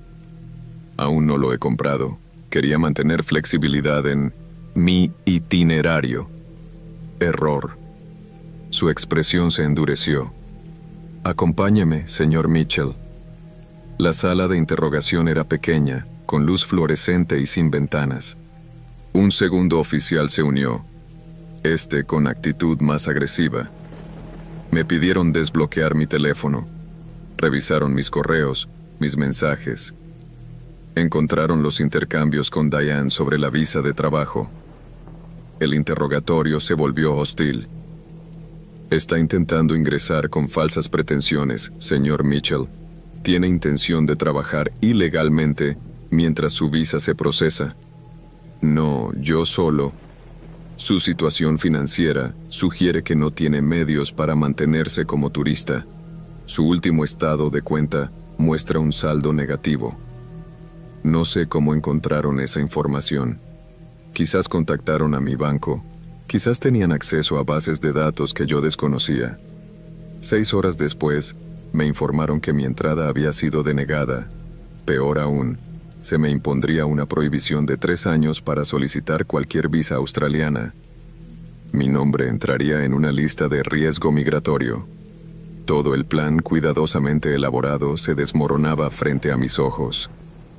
Me escoltaron a una habitación en el mismo aeropuerto, una especie de centro de detención temporal donde pasaría la noche hasta que pudieran ponerme en el primer vuelo disponible de regreso. La habitación era compartida con otros 5 rechazados, todos con historias similares de desesperación. Un iraní que había vendido todo para reunirse con su hijo, una filipina cuya oferta de trabajo resultó fraudulenta, un sudafricano cuya visa de estudiante fue revocada por discrepancias en su documentación. Esa noche llamé a Diane devastado. «Lo siento tanto, Tyler», dijo entre lágrimas. «El sistema se ha vuelto despiadado. Intentaré apelar, pero llevará meses». Cuando la llamada terminó, me di cuenta de que no tenía forma de pagar el vuelo forzoso de regreso. Las autoridades me informaron que se añadiría a mi deuda y estaría obligado a reembolsarlo al gobierno australiano antes de poder solicitar entrada nuevamente. Otra deuda más para mi colección. El vuelo de regreso fue una pesadilla borrosa. En Los Ángeles, las autoridades de inmigración estadounidenses me retuvieron durante horas adicionales al descubrir mi intento fallido de migración. Aunque finalmente me permitieron reingresar, era, después de todo, ciudadano americano. Lo hicieron con una advertencia de que cualquier intento futuro de evadir deudas a través de la migración podría tener consecuencias legales. Regresé a Pittsburgh sin casa, sin trabajo. Había renunciado antes de partir, y ahora con deudas adicionales por el vuelo forzoso. Mi casero anterior se negó a rentarme nuevamente cuando supo de mi situación financiera. Benjamin, mi anciano vecino, me ofreció su sofá temporalmente, pero su pequeño apartamento apenas tenía espacio para él mismo. Durante semanas viví en un albergue para personas sin hogar mientras buscaba desesperadamente trabajo. Las empresas de tecnología locales me rechazaban al verificar mi crédito. Los cobradores seguían acosándome, ahora también por la deuda del vuelo. Una mañana, recibí una notificación judicial. El hospital había ganado su demanda contra mí. El embargo aumentaría, tomando el 25% de cualquier salario futuro. Encontré empleo limpiando oficinas por las noches. El pago era mínimo. Gran parte iba directamente a mis acreedores. Alquilé una habitación minúscula en un edificio infestado de cucarachas en un barrio peligroso. Las noches que no trabajaba, me despertaban los gritos de peleas domésticas o el estruendo de disparos cercanos. La depresión y ansiedad me consumían. Sin seguro médico, no podía permitirme tratamiento. 6 meses después de mi regreso, Benjamin falleció repentinamente. Un ataque cardíaco, dijeron los vecinos. Sus hijos, que vivían en otros estados, llegaron para liquidar sus pertenencias. Mis cajas con recuerdos de Emma fueron tiradas a la basura sin que yo lo supiera. Cuando me enteré, ya era tarde. Las pocas fotografías físicas que tenía de ella, las cartas que me escribió durante nuestro noviazgo, su diario durante la enfermedad, todo perdido para siempre. Esa noche, sentado en mi habitación miserable, con las paredes tan delgadas que podía escuchar a mi vecino toser incesantemente, probablemente tuberculosis no tratada, comprendí la cruel ironía de mi situación. Había intentado escapar de un sistema que castiga la enfermedad con la ruina financiera, solo para quedar aún más atrapado en él. Australia me había rechazado, pero Estados Unidos tampoco me quería realmente, no al yo endeudado, empobrecido y desesperado en que me había convertido. Una semana después, mientras limpiaba los baños de un edificio corporativo, encontré a un ejecutivo trabajando hasta tarde. Me reconoció de inmediato. Tyler Mitchell, del equipo de desarrollo de Nexus Tech. Era Richard Tanner, antiguo cliente. La vergüenza me quemaba mientras le explicaba brevemente mi situación. Me ofreció un trabajo en su nueva startup, un salvavidas inesperado. El trabajo resultó ser una farsa. Richard me pagaba bajo la mesa, muy por debajo del valor de mercado, sabiendo que mi desesperación me impedía negociar. trabajaba 70 horas semanales desarrollando su producto, mientras él buscaba inversores. Cuando finalmente consiguió financiación, me despidió sin ceremonias, reemplazándome con un equipo de desarrolladores jóvenes y entusiastas. Intenté reclamar legalmente, pero sin contrato formal no tenía caso. Hoy vivo en una casa rodante oxidada en las afueras de la ciudad. Trabajo 3 empleos diferentes, todos pagando el salario mínimo. Después de los embargos, apenas me queda para comer. Mi salud se deteriora. Tengo un dolor constante en el costado que ignoro porque no puedo permitirme averiguar qué es. Por las noches, cuando logro dormir, sueño con Emma y con Melbourne, una ciudad que nunca conoceré. A veces pienso en los inmigrantes que llegan a Estados Unidos buscando el sueño americano, y quiero gritarles la verdad. Este país puede ser una trampa tanto para los que llegan como para los que intentan salir. Existe una pobreza invisible aquí. Personas como yo, que trabajamos incesantemente solo para mantenernos a flote, sin esperanza real de mejora. Mi historia no tiene redención, ni lección edificante. Soy simplemente una víctima de circunstancias y sistemas diseñados para triturar a quienes caen en desgracia. La emigración para mí representaba esperanza. Su fracaso selló mi condena. Cada día es una lucha para encontrar razones para continuar. Quizás lo más terrorífico no sean los monstruos imaginarios ni los horrores sobrenaturales. Tal vez el verdadero terror resida en cómo un sistema puede destruir metódicamente a una persona, desmantelando su dignidad, sus sueños y finalmente su voluntad de vivir. Todo dentro de los confines de la legalidad. Mi intento de escape solo apretó más la trampa, dejándome con menos opciones que antes. Si algún día pasas por mi lado mientras limpio baños o recojo basura, probablemente no me notarás. Somos invisibles, los que fracasamos en escapar, los que quedamos atrapados en el limbo entre la vida que perdimos y la muerte que a veces anhelamos como liberación. Mi nombre es Tyler Mitchell, y mi pesadilla es haber descubierto que algunas prisiones no tienen barrotes y algunos exilios ocurren sin jamás abandonar tu país.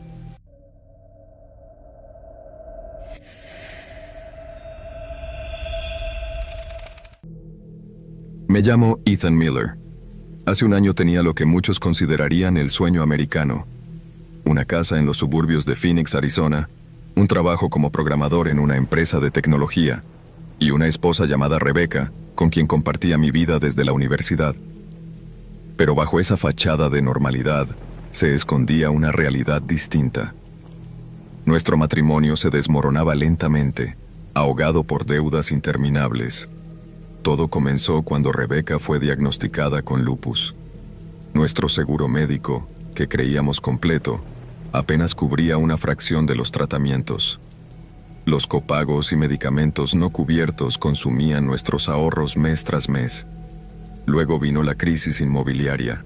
Nuestra casa, por la que habíamos pagado $450,000, ahora valía apenas la mitad, pero seguíamos atados a la hipoteca original. Una noche, después de recibir otra carta de cobro del hospital, Rebecca tuvo una crisis que requirió hospitalización. Mientras esperaba en el pasillo aséptico de urgencias, revisé nuestras cuentas en el teléfono. La realidad era brutal. Más de 230,000 en deudas éticas, 60,000 en préstamos estudiantiles y una hipoteca bajo agua. El sistema nos estaba devorando vivos. Fue entonces cuando recordé a Campbell, un antiguo compañero de trabajo que había renunciado 2 años antes para mudarse a Chile. Sus publicaciones en redes mostraban una vida tranquila en Valparaíso, un apartamento con vista al Pacífico que costaba 1/3 que el nuestro, acceso a atención médica asequible y un trabajo remoto que pagaba en dólares. Es como vivir en California en los años 70, me había escrito, antes de que se volviera inalcanzable para la gente común.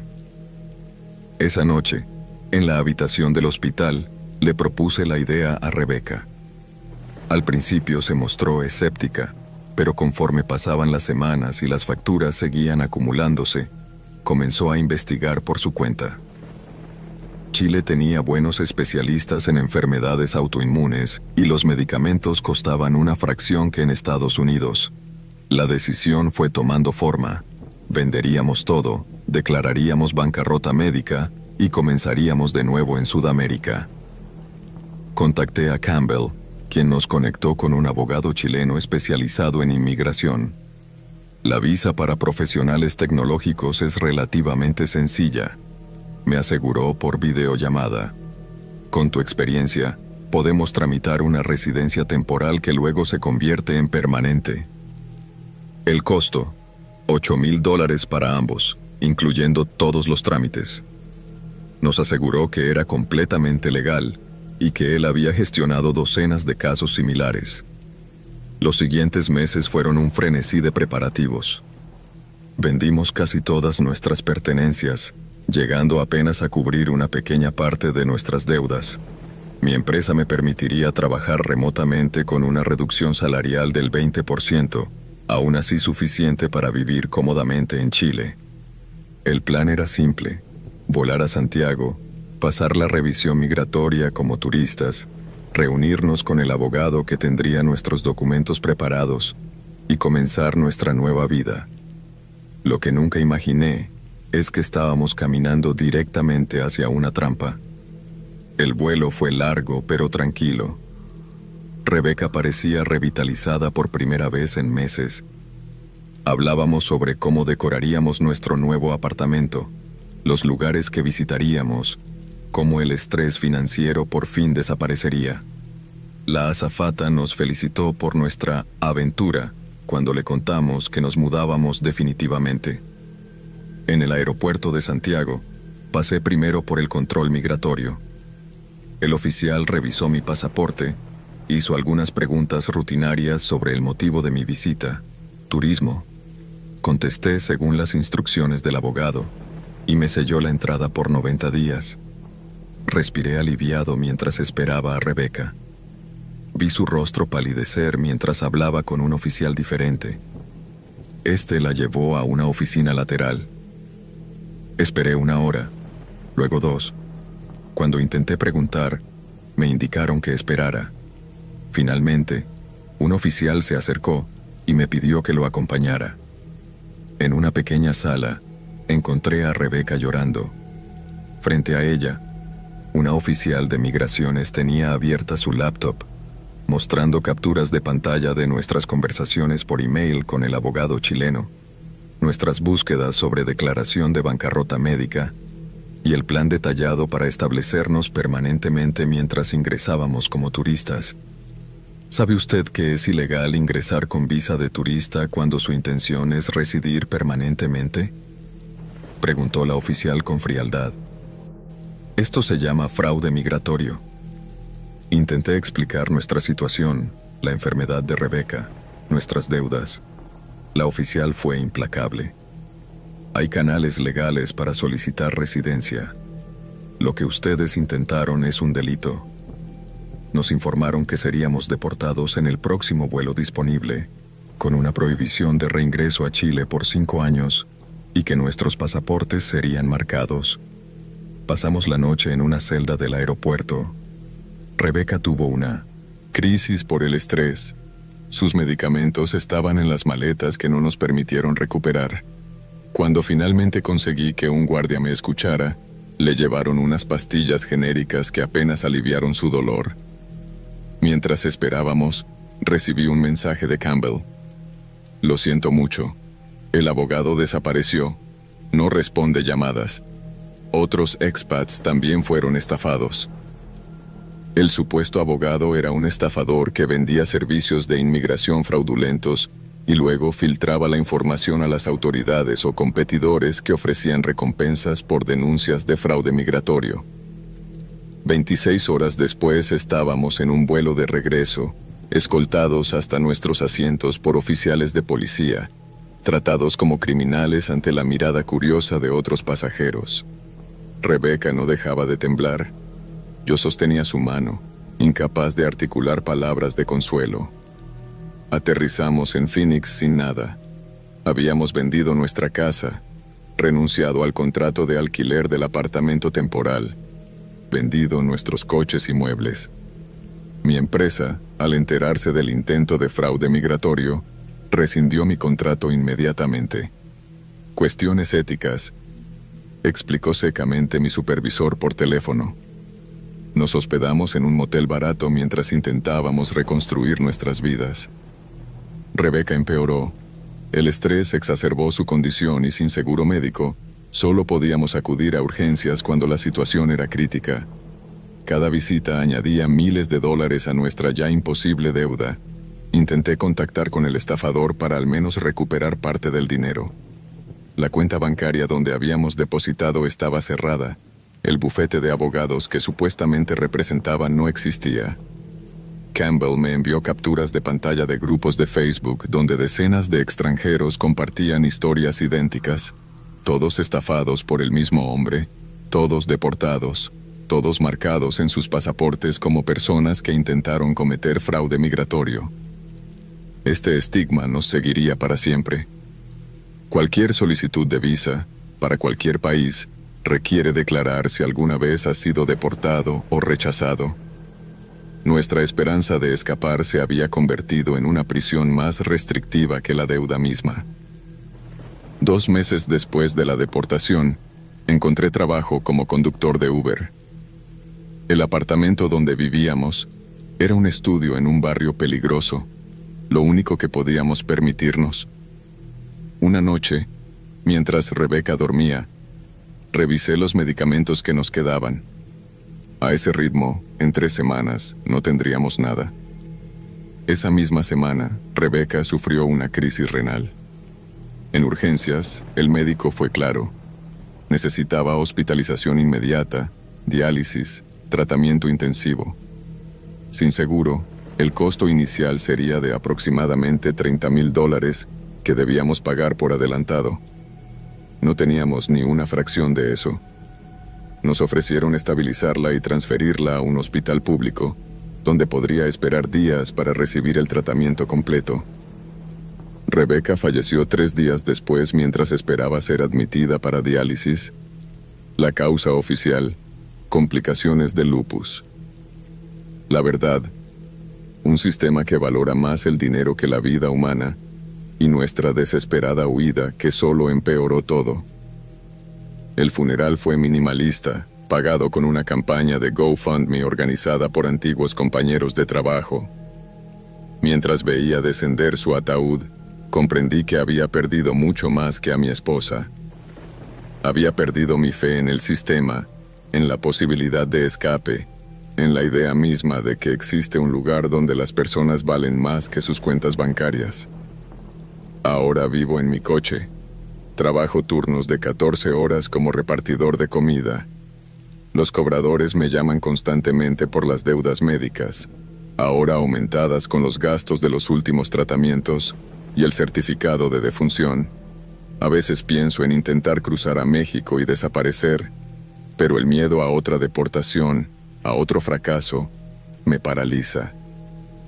Los estadounidenses crecemos creyendo que nuestro pasaporte azul es una llave que abre puertas en todo el mundo, que somos bienvenidos en cualquier lugar.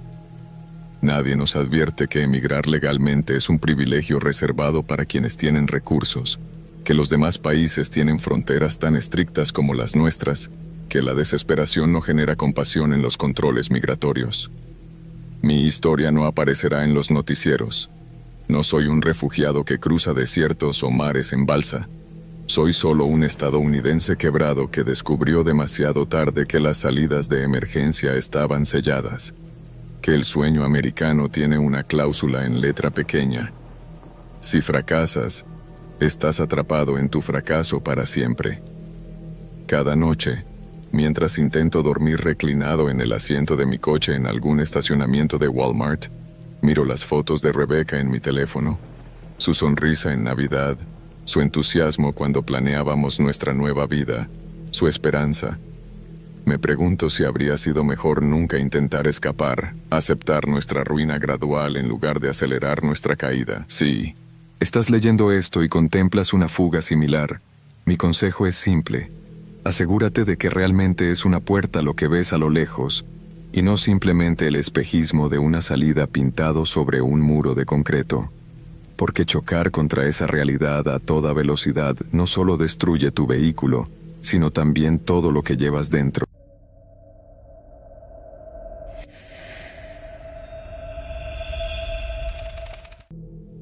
Mi nombre es Ethan Miller, y hasta hace 2 años era lo que muchos llamarían un típico estadounidense de clase media.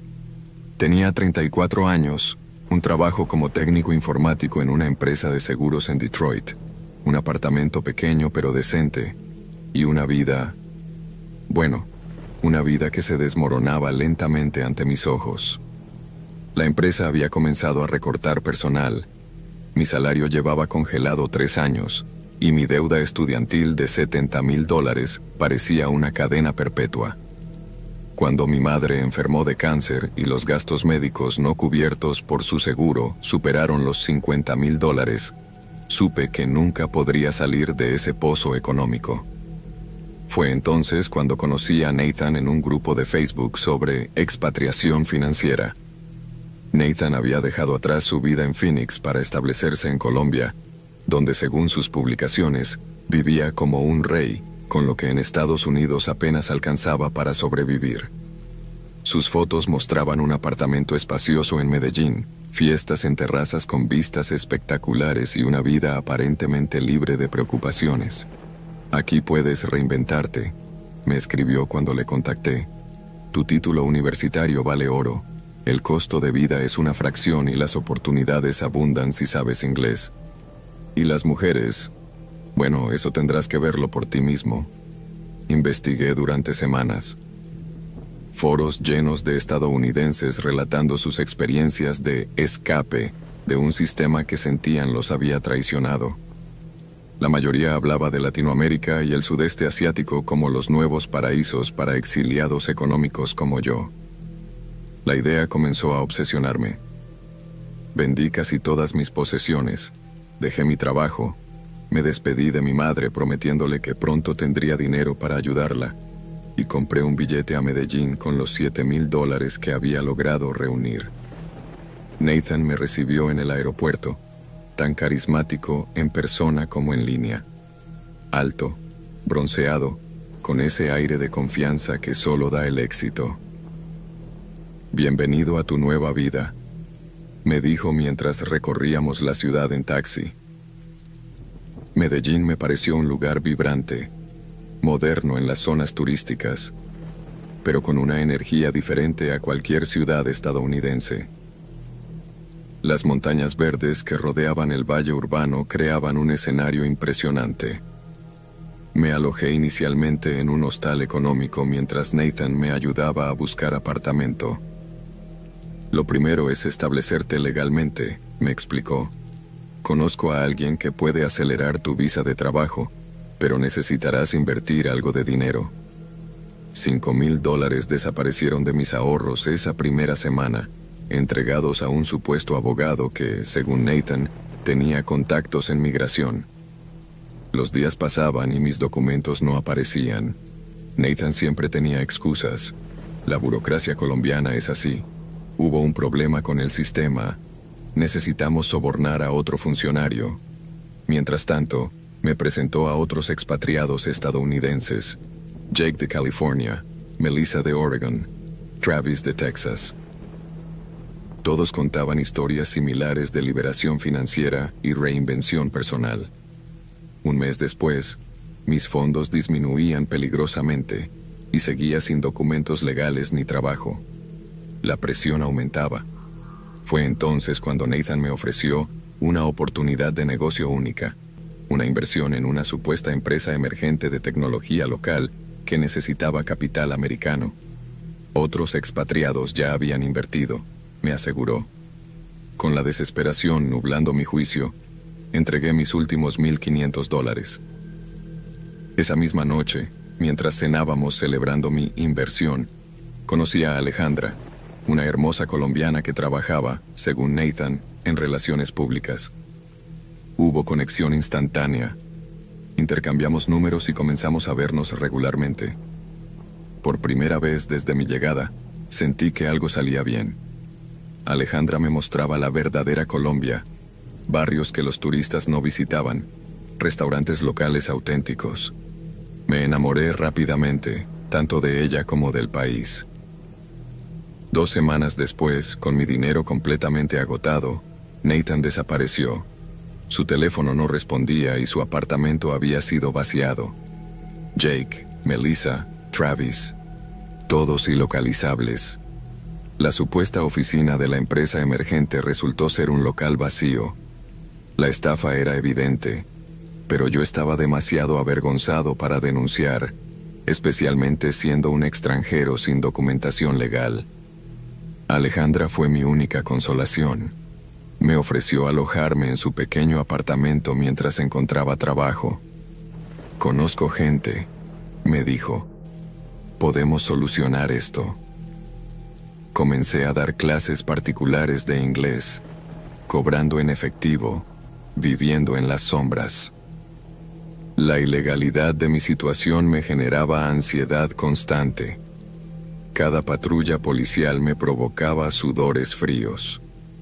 Un día, Alejandra me presentó a Carlos, un hombre de negocios que necesitaba un traductor para reuniones con inversionistas americanos.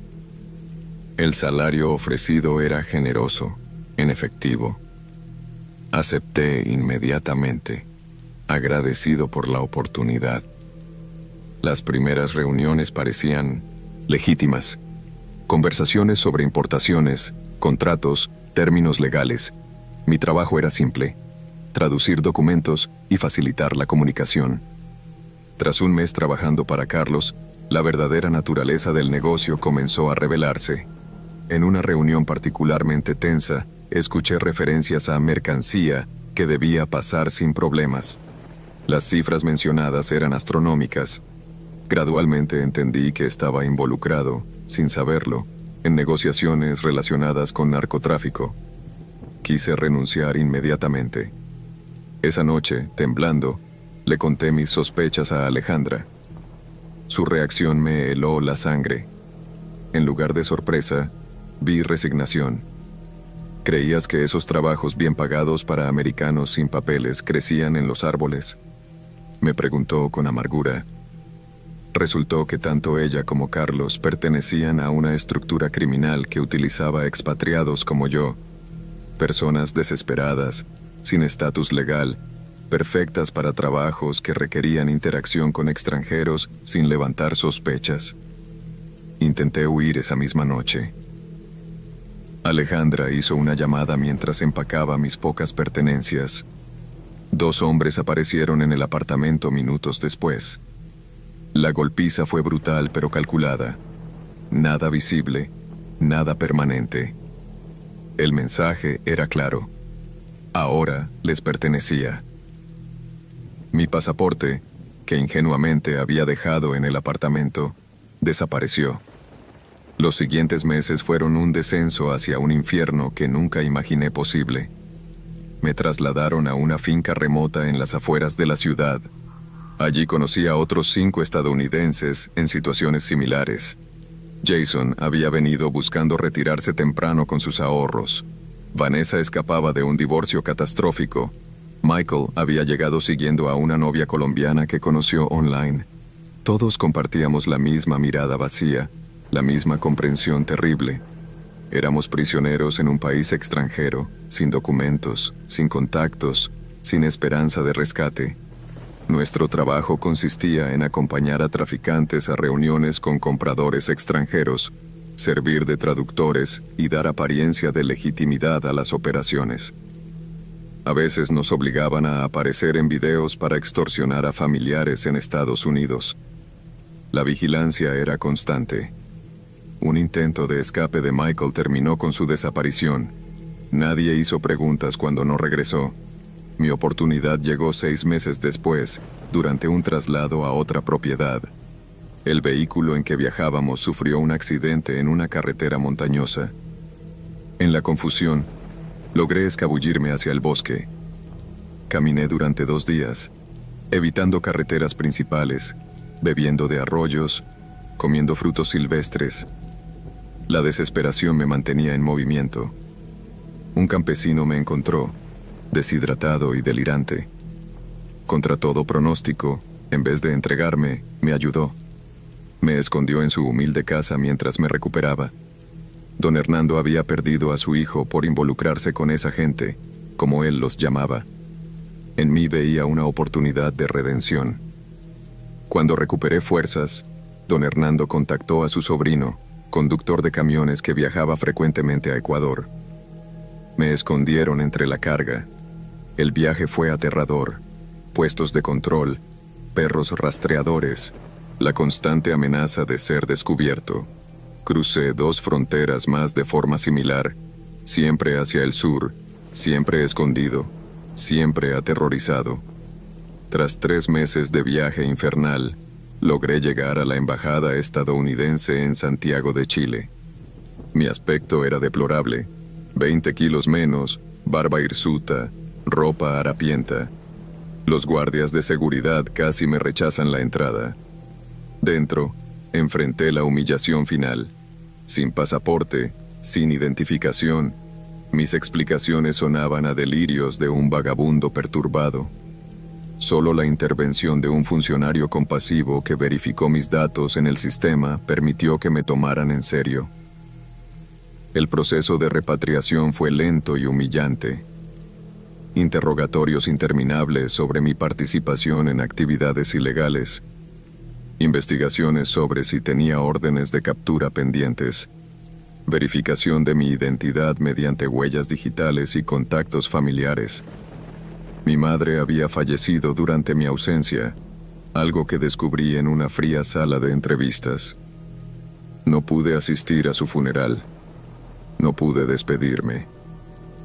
Cuando finalmente regresé a Detroit, mi apartamento había sido alquilado a otra persona, mis pocas posesiones restantes vendidas o desechadas.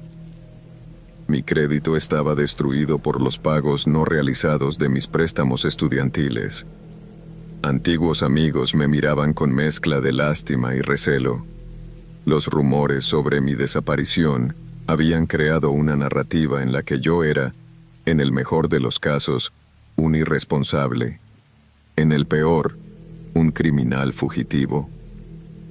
Dormí en albergues durante meses mientras intentaba reconstruir mi identidad legal. Eventualmente conseguí trabajo limpiando oficinas por las noches. El sueldo apenas cubre un cuarto en una casa compartida con otros 5 hombres. Mis deudas siguen creciendo con intereses imposibles y las pesadillas. Las pesadillas nunca cesan. Me despierto gritando, creyendo estar de vuelta en esa finca, escuchando los gritos de Michael. Hay días en que me pregunto si realmente escapé o si esto es solo otra forma de prisión. El llamado sueño americano, que tanto desprecié ahora, parece un lujo inalcanzable. Y lo peor es el conocimiento de que mi historia no es única. En foros y grupos online veo los mismos patrones.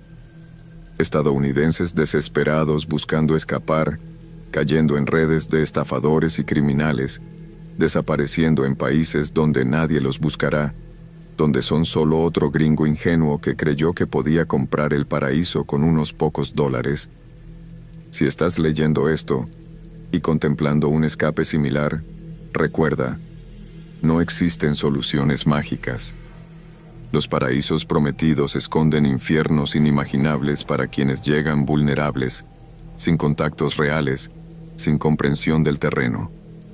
La desesperación es el cebo perfecto, y hay depredadores esperando en cada esquina, en cada grupo de Facebook, en cada foro de expatriados. Mi nombre es Ethan Miller, y una vez creí que podía escapar.